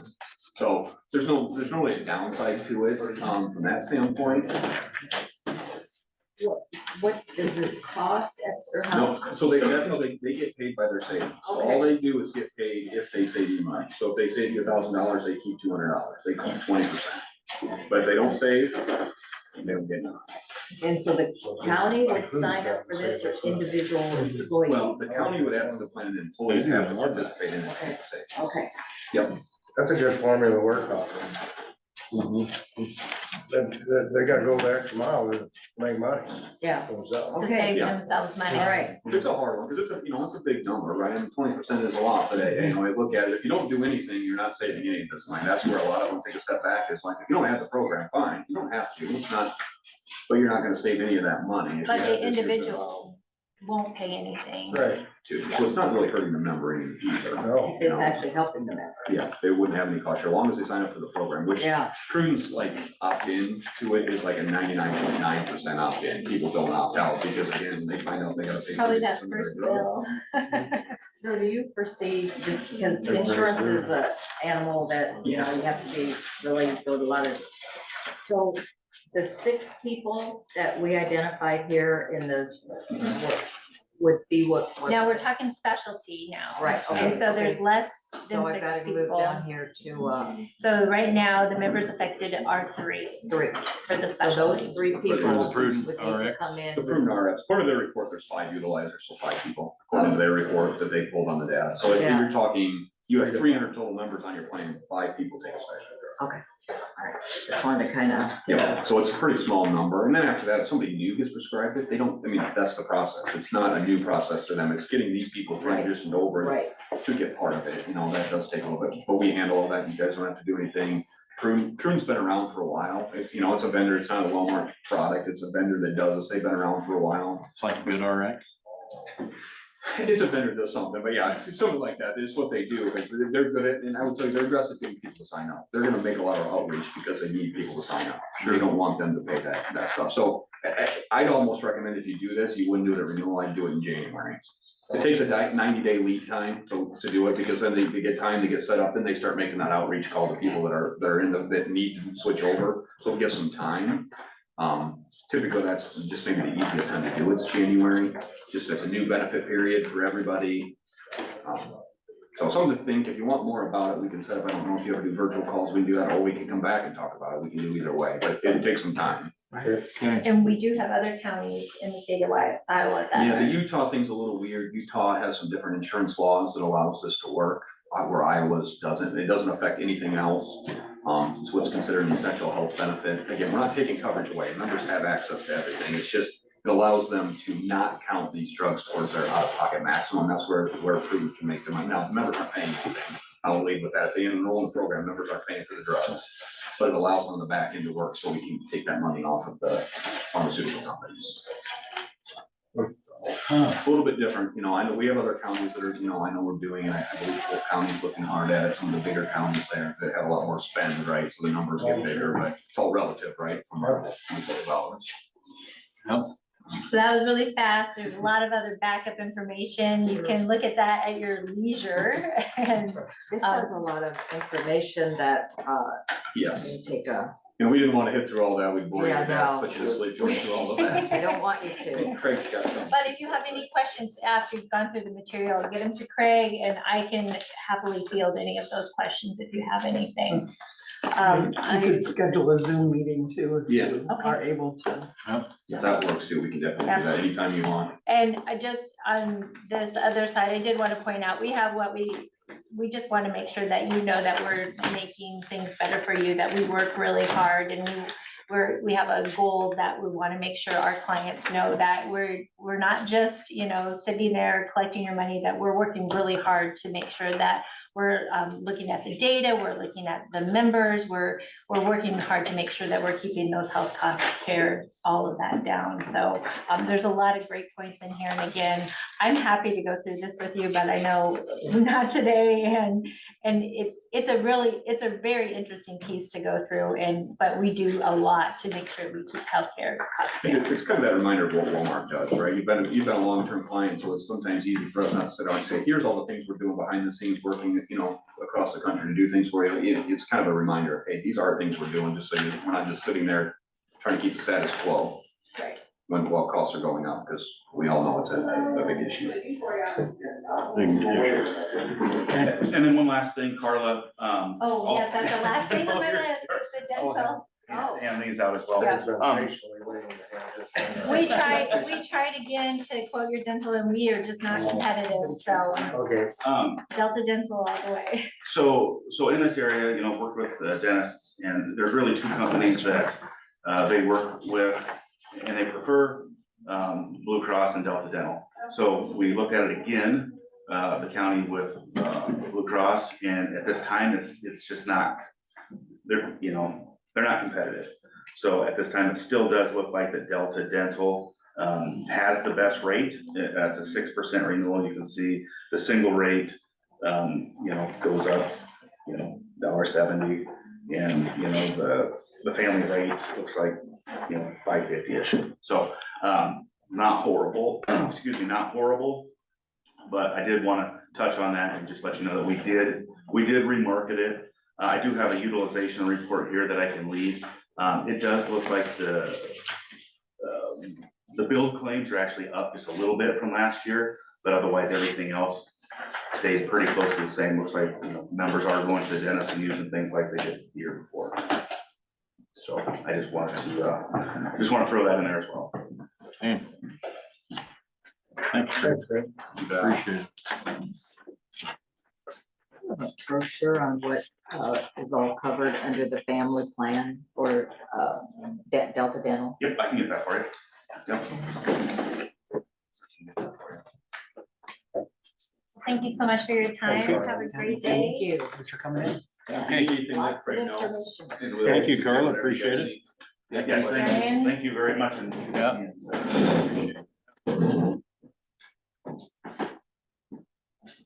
Okay, next item up, lodging meal allowance. Somebody. Yeah, I think I put this on there, just not saying there's any wrongdoing, but I think we need to have a consistent number in regards to what the county pays for lodging. I mean, we don't wanna discourage people from going to training, but we don't need to, I think we should pay a fair rate for hotel fees, but I don't think we should pay exorbitant. I think $150 a night is a pretty fair amount. I think, that'd get you a darn nice hotel room for $150. Unless I'm wrong. I mean, No. I could be totally wrong, but. I called around for ISAC and got a rate for the first night, and then because the girls' basketball tournament was Sure. coming in, the next night it was more than what they had quoted me, so I argued with them, but I guess they should have kicked me out, because it went up about $60 the next night. Yeah. What was that amount?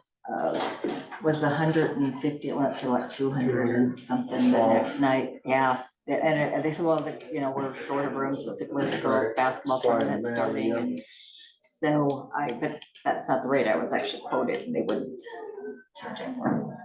But things like that might happen, so there needs to kind of be, I don't know, for the chances of that. I think it's just something, we need to have something. I agree. established.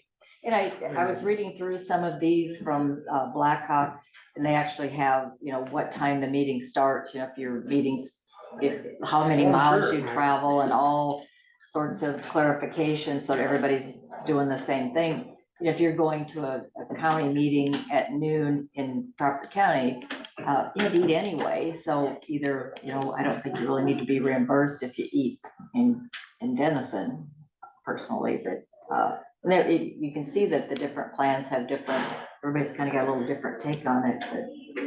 I was looking for something more simple, just $150 a day lodging and then $50 a day meals or something. And are you talking elected officials or everyone? Because as an employee, if I'm required to go to training and it's at this hotel and that's where we have to stay, why would I have to pay any more? I mean, if it's, our budget's only 150, but that hotel's 229, why would I have to pay more if I'm required to go to that training?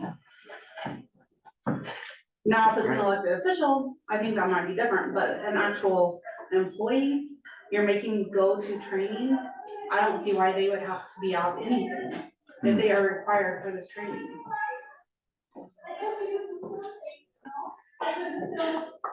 We're trying to figure it out here. I was I'm not gonna read everybody's, but they're all different. All of the different And what do you counties. do if you set it at 150 and inflation? I mean, every year your costs keep going up. Do you put an inflation cause with it? Do you? Well, I think it's gonna have to be 10 years ago, you would have had $100.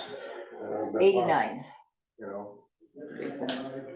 I mean, I appreciate Terry sending us all that information, because when I read through there, I didn't see any county, and I was surprised that, there was not a county that listed a dollar amount in there. Nope. And that surprised me, because I thought that there would be. And to me, it seemed like the most sense would just be the single daily rate at the hotel. The cheapest single daily rate that they offer, that's what we pay. If you wanna get, you know, you show us what that single daily rate quote was, and that's what we'll pay. I mean, I agree with Amy. I don't think you certainly can't expect No, employees to pay something that's required to attend. And if that's the cheapest single daily rate, I mean, that's the Well, best, a lot of times- trying to do the best we can. That's as best as we can do. I'm not disagreeing with you. Yes, When I go to training, you know, I stay typically where the conference is at. If you don't, you're losing out on network time, you're losing out on mileage, you're going parking and all those other things. I don't go and try to take the county, you know, put them through the ringer and pay a high cost hotel. I even try to share when I can. So I don't really think it's fair that you put a limit on what it is. I think everybody needs to be responsible for their own department's money. it's, yeah, and the sooner you get the reservation, the, you know, less expensive, and sometimes you might set the last minute and it's a little bit more, and you don't wanna say, well, I can't go because the rate is more, just because I wasn't sure if those dates were gonna, because I never get in on the block rooms that they have available, because I'm one of those that procrastinates, but I stayed across the street, which the rate was actually cheaper, but then it went up the next night because of the, so it wasn't guaranteed, I guess. But typically with ISAC, I think with the block room rates, you're between that 150 and 200. If you can get in on time with the blocks. If you can get in on time. that's a good But point. I agree with you totally, Sherry. There is a lot to be said about being at the conference and the time, if you have to worry about driving across town. Yep. A half hour, you miss out on a lot of discussions of just sitting down with your fellow Yep. elected officials and seeing how they work things out and And you're gonna have your parking and your travel time, your mileage and all that kind of stuff to it as well. We still have parking at the Hilton that's in there already, so, and, if you stay down the way, traditionally you won't have a car. I didn't have a car. I think it's more upsetting when, you know, somebody say, like in Ida Grove, and they're this close to home Yeah, Right, that we've had in the past. because there was one that had 70 miles that you had to travel 70 miles. right. I mean, they're And maybe all, some of those limitations is what yeah, need to be yeah. set. And as far as what time the meeting started, let's see. I mean, you can get pretty, Well, and also paying for our employee. That's who we pay for. That's who we're reimbursing, Right, is for our employee to stay, so, and, not so other people. if we pick out, I mean, one when you of read through all these- that stuff that Terry sent, I mean, you Yep. can get There's as, a lot. there's a lot. you can get as long and Right. complicated or Yes. simple. But even as you like would the, like. This thing, I I think like simple yeah, I like this. is, So I think that The what, single what rate. we're talking about is if you're going to a, training and you're one person and you get a, condominium that houses 10 people, the extra expense of that would be questionable. right. Is that going on? I don't know, I was just kind of reading Use it through. as an Yeah. example. No, I'm reading I hope through, she's using uh, that as an example. If I could find it really quickly, and if I want to print it out and highlight it, but of course I can't print from home, so I have to. It actually talks about it in, and I believe it's Blackhawk. Bear with me, approval. But most of it, this talks about, I've seen it on, Blackhawk is not on pretty this county intensive. level, but Yeah, on yeah. a different. Crazy. But it- One where, yeah. doesn't even really Yeah, talk there about, was no policy in place, so. Right. See, it was hard to dispute that at the time, so. Well, So, Sherry brings up another good point that, you know, I'm late to the conversation, so I apologize, I don't know what's been discussed beforehand, but a lot of departments bake into their budget training expenses. Mhm. And so what does the board envision about putting limitations on budgets to departments that have already been approved by the board, approved by the county? What's the interplay between trying to put a limit on something that's already baked into a budget? My general understanding is once a department is given an approved budget, the expenditures in that department are up to the department head. Even above and beyond anything that might go into a handbook. And so is this for expenses not budgeted for, I guess? Cause that would make sense. I guess we approve every expense, if it's in the budget, it's been a budgeted item or not. I mean, every other Monday or every other Tuesday, we still approve all claims. We can deny claims if we don't feel that they are prudent or within budget. I mean, I think is what I'm trying to say. I mean, although you prepare a budget, your department does. I mean, if you came in with, we wouldn't be doing due diligence if you came in and said you bought a new Maserati because you wanted to get to court faster. You know, or just, so we could deny that claim, even though you had a car into your budget. But you went and bought a Maserati instead of just a Prius. So Black County even A little goes different. to the, I guess, I'm trying to. Budgeting for No, I get what you're Maserati saying. do you have anything in accordance with code 80.45A? Employees requiring lodging accommodations are expected to verify within the lodging provider that they are certified in human trafficking prevention training in order to receive public funds for payment. I mean, those are the things, the bucket of worms we open up with all this stuff, kind of. Do we do that, Terry? We make sure that they're, I think the hotels I have don't- to prove that they're certified, that they do have to? and my wife had to attend that. Do not. That's right. Okay, oh, We have okay. any grant funds from IDPH, we have to get that certificate. Okay, all right, there's just things that as you read through other counties, pages and pages of, but it all speaks to the department head, shall determine, auto mileage as established by the county, we do that, necessary parking fees will be reimbursed upon presentation of receipts. You know, this just depends on what we want to tweak up a little bit, you know, I've not actually seen our own policy. It was included in that email I Oh. sent you, actually. Actually, I must not have.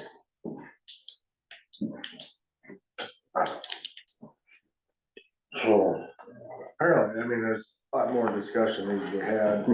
Yeah, I never. The conversation. I think it's gonna be, It looks like this. I mean, $150 room in Denison's a little bit different than Des Moines Right. versus Kansas City. And the I like timing, single family. You know, you can get a cheap room in Des Moines if there's nothing going on. What happens But if if- you That have. way, if you choose, I mean, if you wanna, you bring your wife and kids and you wanna stay in a double room with a suite. So like in Gene's case, Here's the quote of They're the only getting reimbursed. single at the room, you're single just gonna room. get reimbursed at the single room rate, and the rest is on your own. Yeah, That makes sense. and I, That makes sense. That makes sense, Craig, that makes sense. yeah. Write that down. Single room rate, single room rate, yeah. what if, the conference, so like Gene's case, filled up with basketball tournament, and they had a block of rooms already set aside that got filled up, that there isn't a single room available. I think there's just exceptions to every rule. I mean, I don't see a point where you could say, hey, this was the cheapest that I could get, presented to the Board of Supervisors. I would think that we would be, you know, I mean, I even use my camper last understanding summer, enough. ISAC. I'm always in, I got It's a my, lot cheaper. but procrastinate. Yeah. I think it's gonna be a lot of it that we need to work I have in to there do where it it's like gonna the be the minute it department came head's out, call The on next day. proper it was utilization of on. their budget. You know, and at the beginning of the year, if we see some budgets where they're a little bit inflated there, I suppose that'd be on us then. But even, you know, things fell, that's just my point, Craig. Amy had to go somewhere and said, hey, I called, the block was full, I could only get whatever room with 2 beds or queen, you know, and it cost me an extra $50 versus what I could have got for a single, but I couldn't get a single. It shouldn't be $50 on her. Right. Right, No, but that I- should also be no doubt. approved by the department heads Yeah. as well, I mean, Yeah. they should know Right, that. they should. I mean, Yeah. It's got a lot of moving parts, it really does. There's even questions. I mean, I think what, I don't wanna speak for Kyle, but I think that, I mean, it hasn't been a huge problem, I don't believe, in the past. But I think you're trying to prevent something in the future. I mean, why not have something in there just to, so it's not, it doesn't become a problem, or you have a one-time instance where it is an issue because we didn't have a limit on it, or we don't have any criteria on it. Yeah, So do we want to put a criteria on it? Because it's certainly not going to be a large cost savings. I'm sure if you looked at all the seminars that everybody attends overnight for the year, and you're saving $50 per person per night on our total budget, it's a very small number. Well, and there's also where, like Ty said, where are you going and where's your conference at? Denison is different than Des Moines versus Kansas City, where NACO, I hope you go Texas. and learn bring back a whole bunch of I like information that. for us. Great deal.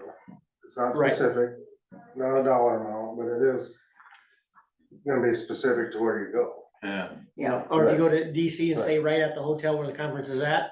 Yeah. I want you to stay at the hotel where the conference is at, because I think you'll get the most out of that, but it's back to having something that you can't, I don't, that's why I say 150 would be hard, No, because that's all good that all discussion. changes. Yep. But I mean, it's just like the NACO one for this summer that I was signing up for. I mean, God, brute, just to park your car there overnight. That's why I decided to fly versus drive, because to park your car there at night was $45 a night.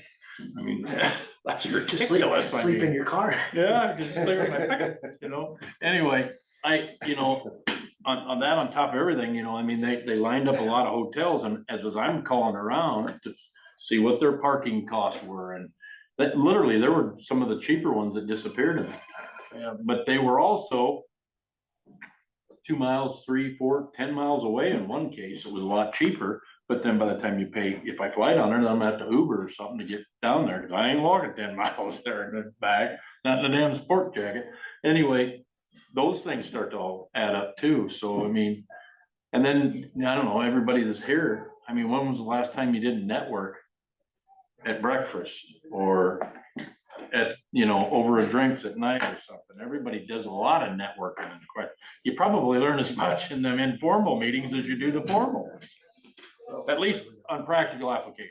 So anyway, I was kind of waiting my turn, so then I got built up there, sorry. Can I see that real quick? You wanna just kind of put this one off No, or actually, read some more and do something? I mean, Kyle, you brought this up. Yeah, I think so. I don't want you to There's a leave here lot of good disappointed. Discussion today, no, it's just, there's not, we don't have anything, but that would make. Good. Available, Yeah. take action today with, Yeah. I mean, Okay, I said, I don't think it's abused, it's just, No, when you, I'm not saying, here you go, I'm not saying it, but when you get the claims and you go through it, and everybody knows they went to the same conference, but now somebody, looking at the claims specifically, you see one for that's $100 more. $100 more, Yeah. you know, and I'm not Some here, people are able to share rooms with. which other if I people look that at the they know. claim, that maybe there's another day's worth of, There's differences. yeah, so. That's what I'm saying, I'm not trying to insinuate there's anything wrong doing it, it's just. Well, and that's a good discussion. You could have stayed in my. Like Gene's point, or like you guys sharing, I mean, that's just something that you don't necessarily always think of, because I typically don't share. I don't think anybody Well, wants and to. sometimes we even ride with other counties, like if we're all going to Des Moines, someone from Ida will come down here and we'll all Pile drive together. together and split the mileage, so Sure. we try to, Sure, sounds good. Okay. Okay, I'm gonna keep moving on so we can, is everybody satisfied with all five of us? Okay. Discuss, take action, liquor license, Manning Manila Golf and Country. Mr. Chair, Hello. I would like to make the motion to approve the liquor license for the M&M Golf Club. Been a motion made by Mr. Mulbar, second by Mr. Dozark. Any further discussion? Hearing none, all in favor state so by saying aye. Aye.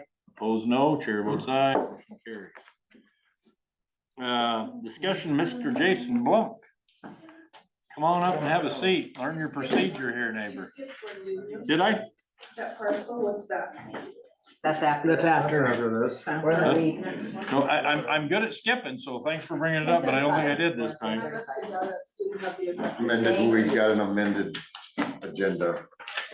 I didn't even see Hi, it. Mr. Blunt, welcome to the team.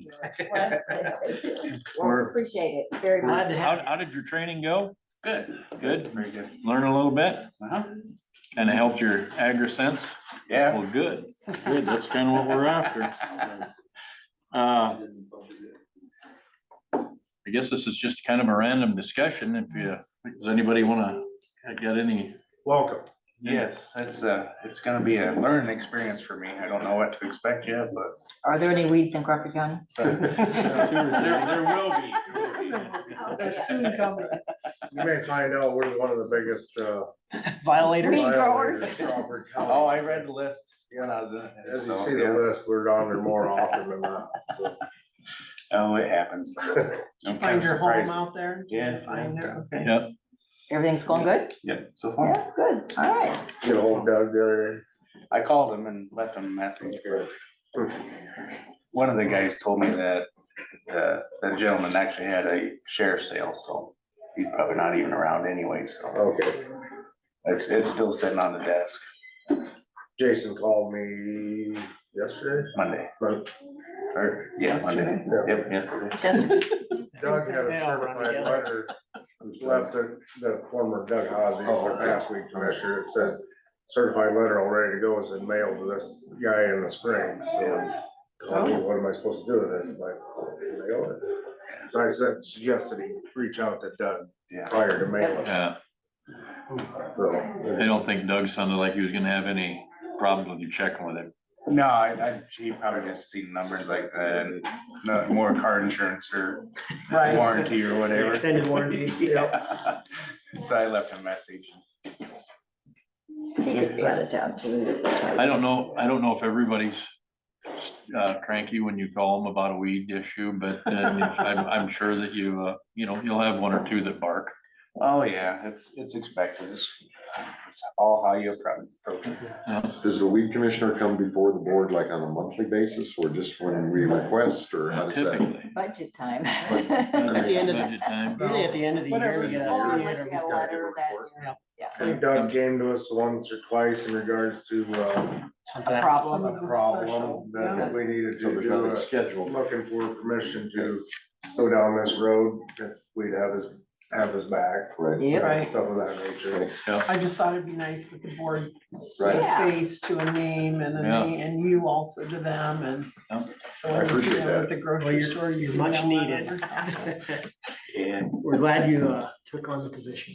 Yeah, we're glad we found some really qualified applicants, and congratulations on finding your way to the top. You're our cream. I like challenges, so we'll see how this That'd be fun.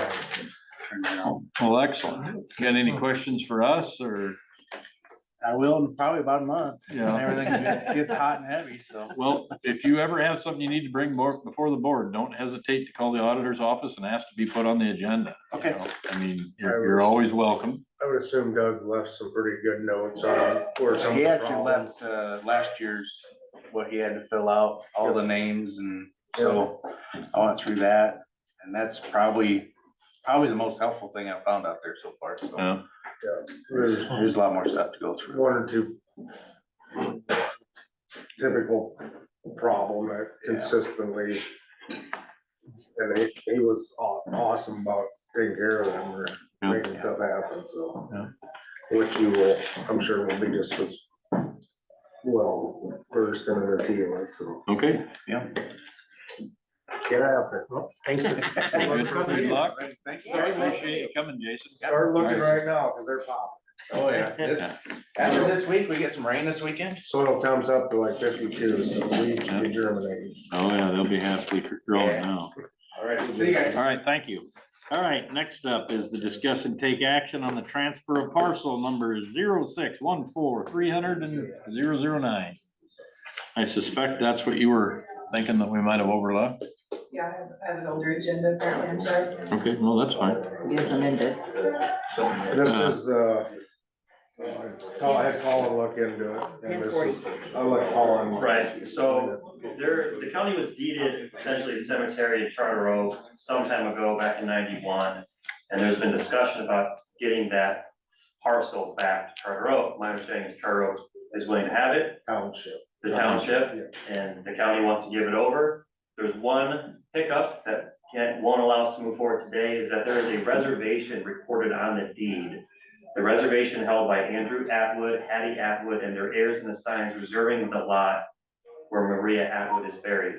And so with this reservation, it's a limit on the deed. So two things that I haven't figured out yet. One, is this reservation still valid under the law because of its age? I don't know yet. Two, if it is valid, I would have to reach out to the heirs and assigns and just see if they would forfeit the reservation, because if the county's gonna deed it back over, we would preferably deed it without the reservation. Yeah. What was the date of that, 91. the reservation? The deed, the quitclaim deed was given to the county in 91 with the reservation. Oh, with the reservation on it. We don't know when that reservation was put on it. That's what No. I'm asking. No, So that just means that they're reserving a cemetery plot? Or it means they can have pay interest, for it? they have an interest in, so the county owns this deed subject to the interest by the Atwoods. And so if we give it back to Charter Oak, we would, right now, if we just signed over a deed to the township, we would be giving them ownership of this plot, subject to the interest. Oh, yeah, one. But Right. we would preferably not want to do that if we don't have. So This is- either if it's not valid under the law anymore, then we would just take it out and deed it cleanly, So we're after a clear title. yes. Okay. Or we would, if it's still valid, we would get a hold of them and say, hey, are you still interested in this? What can we do to get you off? Is that odd though, that they It is just reserve? I mean, either It you is bought it odd. or you didn't. You have interest. I have interest in everything in town. I want a little interest in it. How do you go about getting that? I mean, it may have been way back in the day that's how they actually Reserved a It spot. could have been, And that person could be buried there today Or somewhere else? right, or somewhere else. but even their heirs and assigns, And they wanna reserve a spot. Yeah. Right, that would But- probably more like, that makes sense. How do you There's just probably a better reserve place to it do it than the Well, they probably sold Right. it Yeah. to somebody. Yeah, you know, there you go, the cemetery. Cemetery board. Yeah, well, how about reserve For all mine, next no, I year? got so I gotta clear up this reservation, is what I'm Yeah. saying.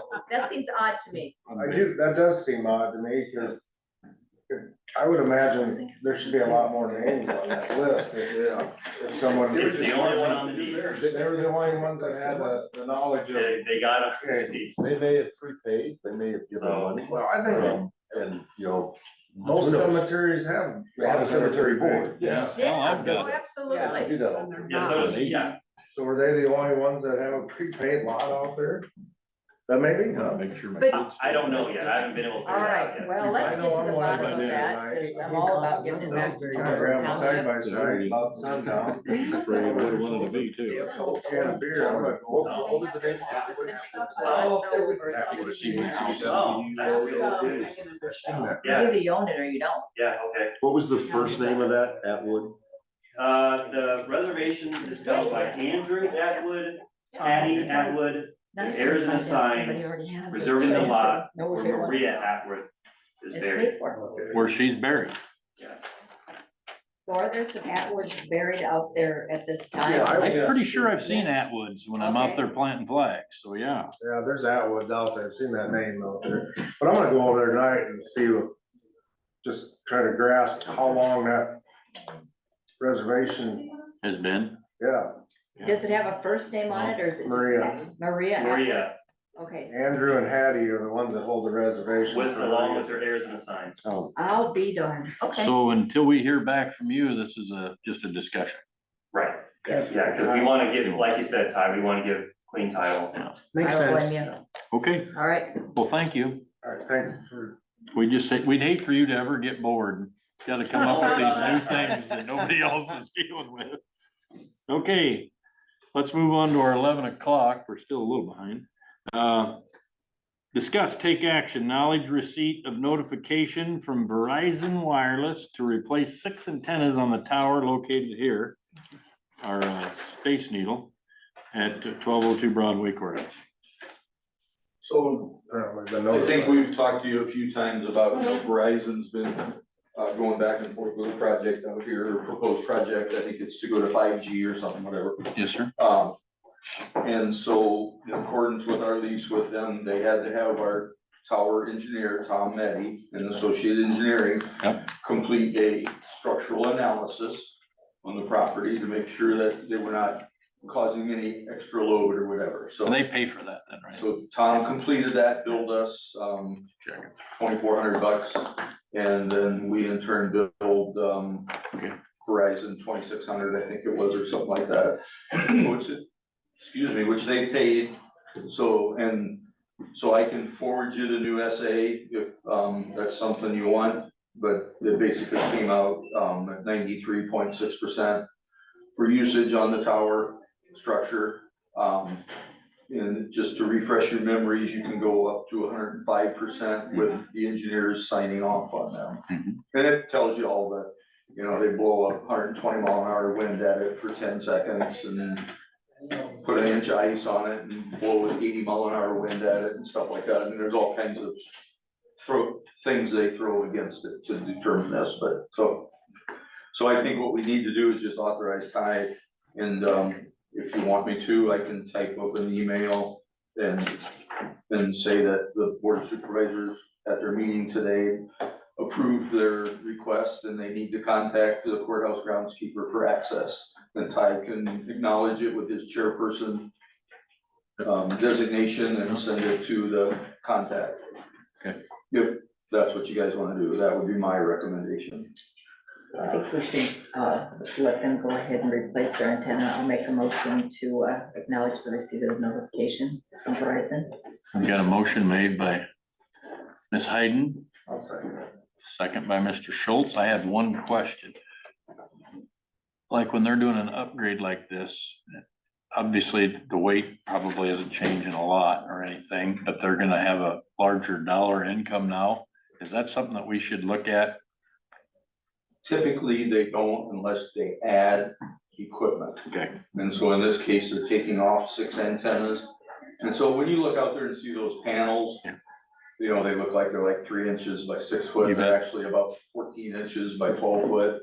Yeah. And so they're removing 6 of those and putting 6 new ones on. And if you look through that structural analysis, you would see the weight and the size of the old ones and the new ones and their equivalent. Equivalent. Okay, that was, I just thought I'd be negligent if I didn't ask. No, that's a really good question. Yeah.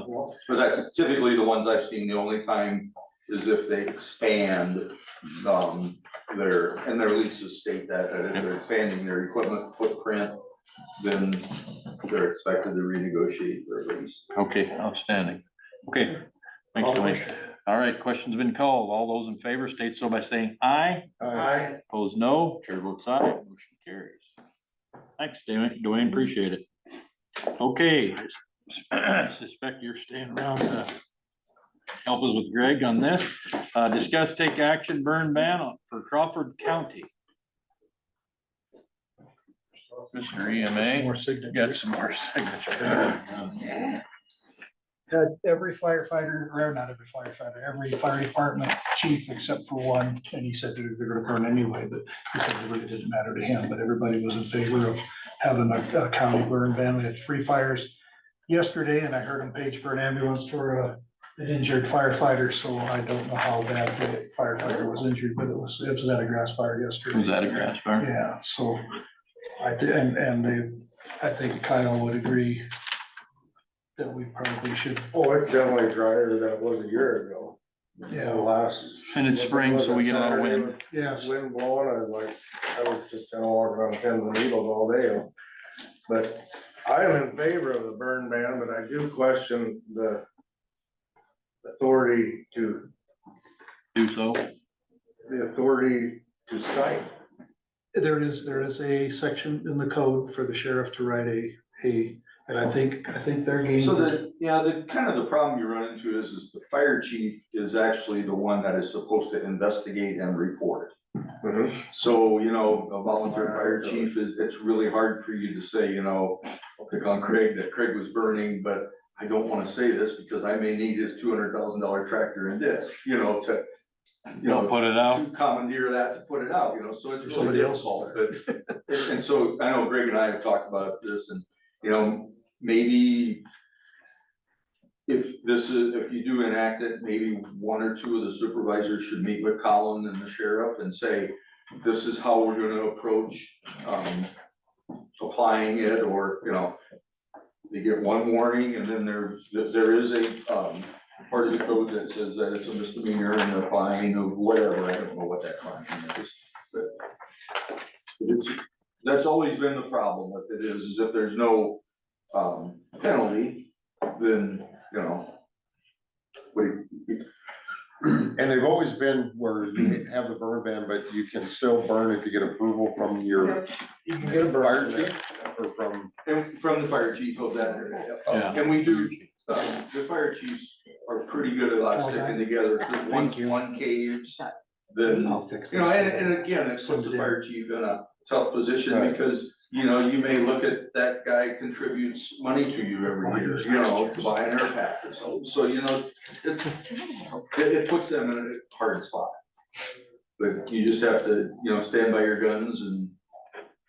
And for Crawford County, then it would be, if you're a volunteer fire chief, you also have that authority. That's all of them. I think. Yes, right. Yeah, it doesn't matter, you're stuck with it. Three out of them. Your Three out of code 4 says towns. you have Whether to. you're getting paid or not. 100, 2, 3, and 4 tell you that you gotta do your job. Dwayne, this wouldn't prevent fire departments from doing controlled burns They can still do them. if they feel like Yep, it's. yep. It's a hard thing, you know, especially with CRP and stuff nowadays, because that is the method of choice for management of it, you know, I've been involved in it too, so, you know, but I don't know, you know, and yesterday brought it on, like Greg said, we had a firefighter that was injured, and he will be out for a extended time period, you know, more than a couple days, He did break a few things. so, you know. I got a quick question. I was reading, I thought it was in Monona County stuff. Do we have to be approved then by the state fire marshal's Yes. office? Okay. This is what I sent, and I had, it was used last year's, when in November, I think we were. I think there's. I had Kyle on there, and I have Kyle Ty. I think there's quite a few already on the state when I haven't looked, but. So Cherokee County is. Is it? They just went today then, because I saw three that were in western Iowa, and they were just south of us. So they're starting to add on now. See, you get to Des Moines and it's green as grass, and they've had 5 inches of rain. all Yeah, the way they've had a to- lot to of- the- Look that way, sorry, to the east, I've been around Granson too much. And when I was in Chicago, they had 5 inches of rain. Yeah, it's just a small pocket here, Monona, Crawford, And it's been that Cherokee. flipping Ida's, small just- pocket for We got a little window or a 2.5 little years, trail up yeah. there. You know, Nebraska, eastern Nebraska is still extremely dry. My suggestion is April 13th, so I can get it to the fire marshal's office. Everything will be Thursday morning at 8 o'clock, if that's all right with you guys. Yeah, well, this won't prevent all fires, but. No. Makes people Directly, It'll keep you hate to say the honest people honest, and the ones that are gonna burn, they're gonna do it anyway. Yeah, but it makes them think. Well, Before they and they actually should, start and that, if we you do a know. little bit of policing of it, maybe somebody get a ticket, that might slow it down. Yeah, well. I don't wanna do it, I mean, I just, after these guys, I mean, they're out all the time, and somebody gets hurt and over something stupid. yeah, I mean, it just shows the severity of this. I mean, if you're out there for negligence and you can prove negligence, then that firefighter or whatever that got injured, well, it shouldn't be, that should be on their insurance.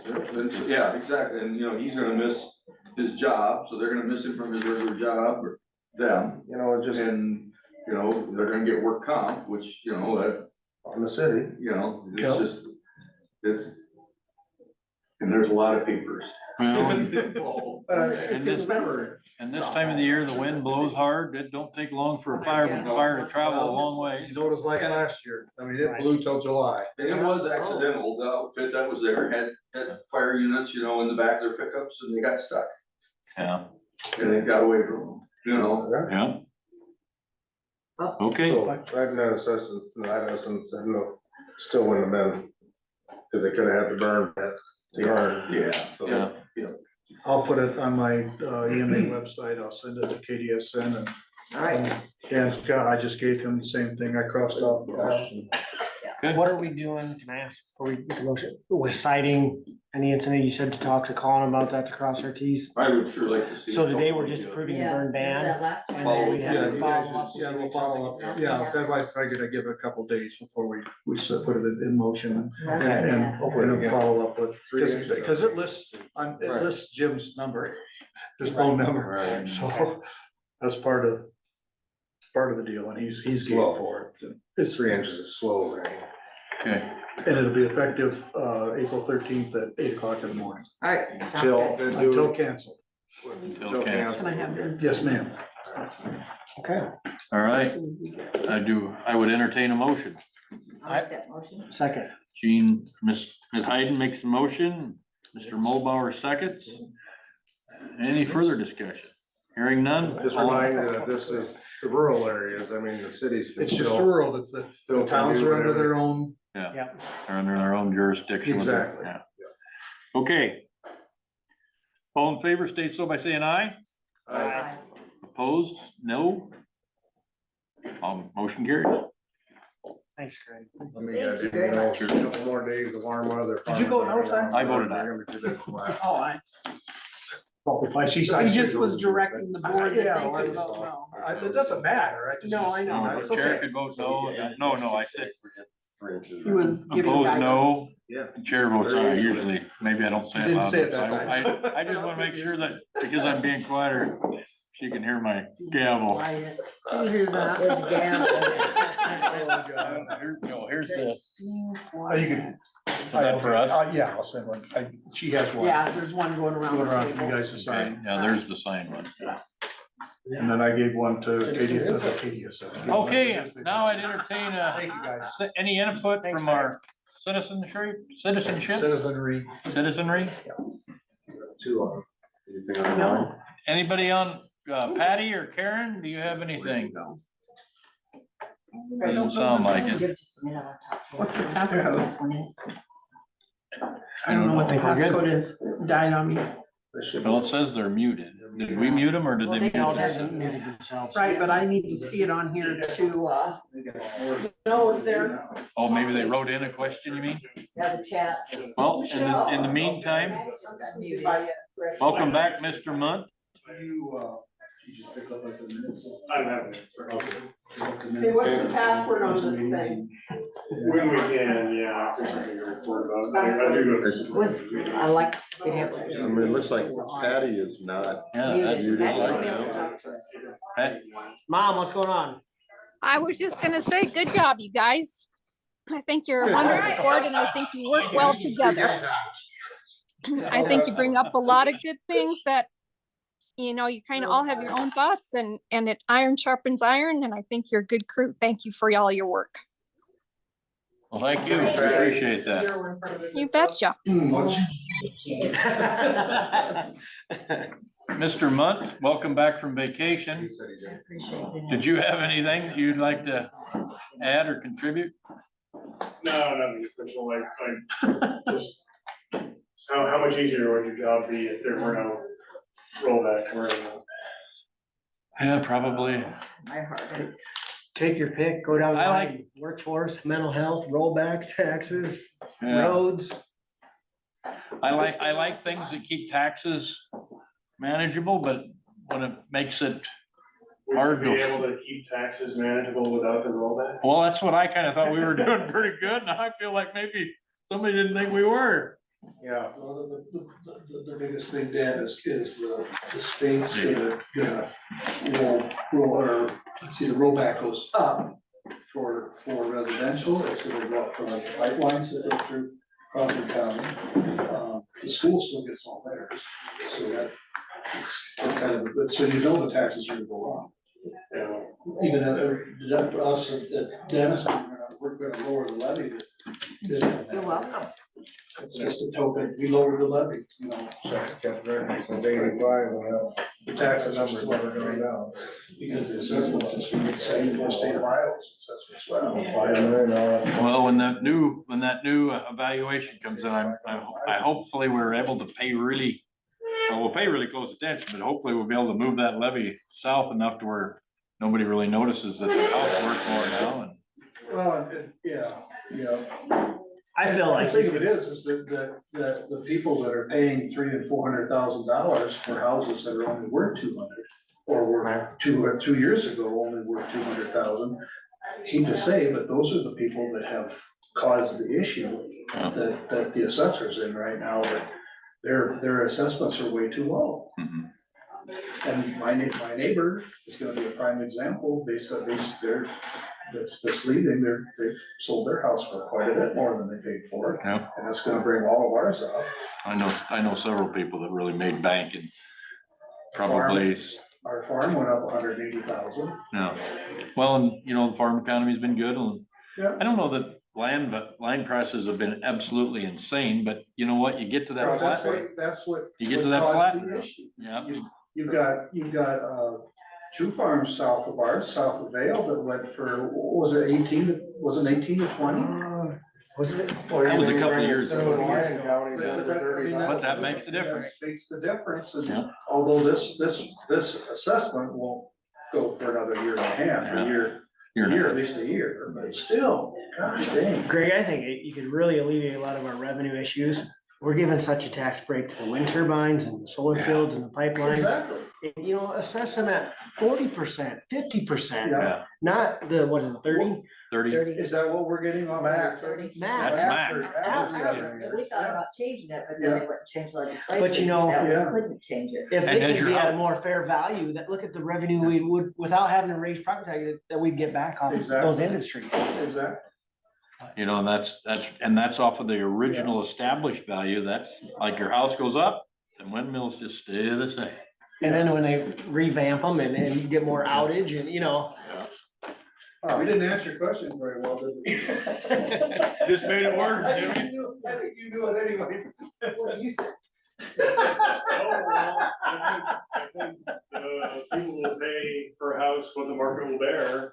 I Right. believe that is Right, and there's capitalism. Yeah. and I'm still staying fairly busy with 6% interest. People are buying, they're just banking on that it's gonna go down, they'll refinance. So that's what's going on. And the houses that are selling in Denison are between 250 to 375.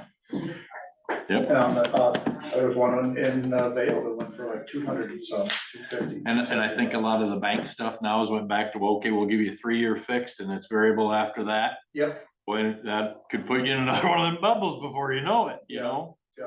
And people are still buying. Yep, I just was counseling somebody on that a couple days ago. Well, they just. Maybe you wanna hold they on just a little go bit. from a 20 to a 25, or what is the max? 30. Low. 30. It was when I was there, but who knows what's. Yeah, well, they might have to change it, I don't know. I mean, I like But people moving Some around of and the doing their bigger thing, but Banks do go to 40 in the cities, but we're still at. as far as I I know. move we adjourn. I'll second. thank you. Been waiting for this. We got a move and a second. All in favor, state so by saying aye. Aye. Opposed, no. Chair votes aye. Motion carries. Have a great day. See you, Dan. All right, great job, guys. Appreciate it. Thanks for joining us out in the